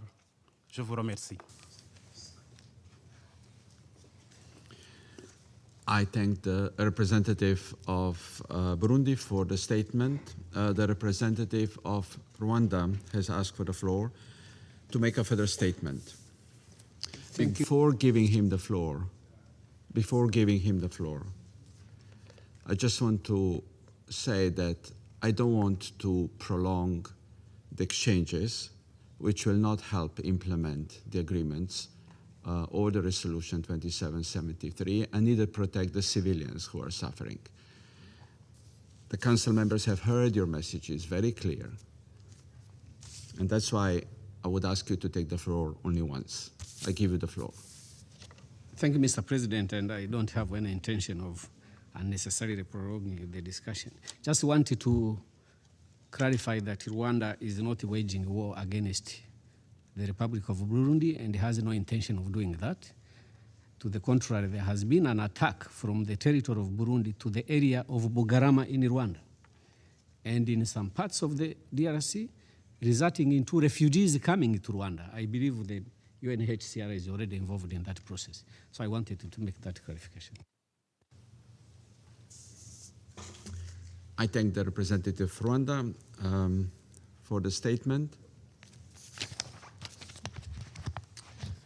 There are no more names inscribed on the list of speakers. I now invite council members to informal consultations to continue our discussion on the subject. The meeting is adjourned.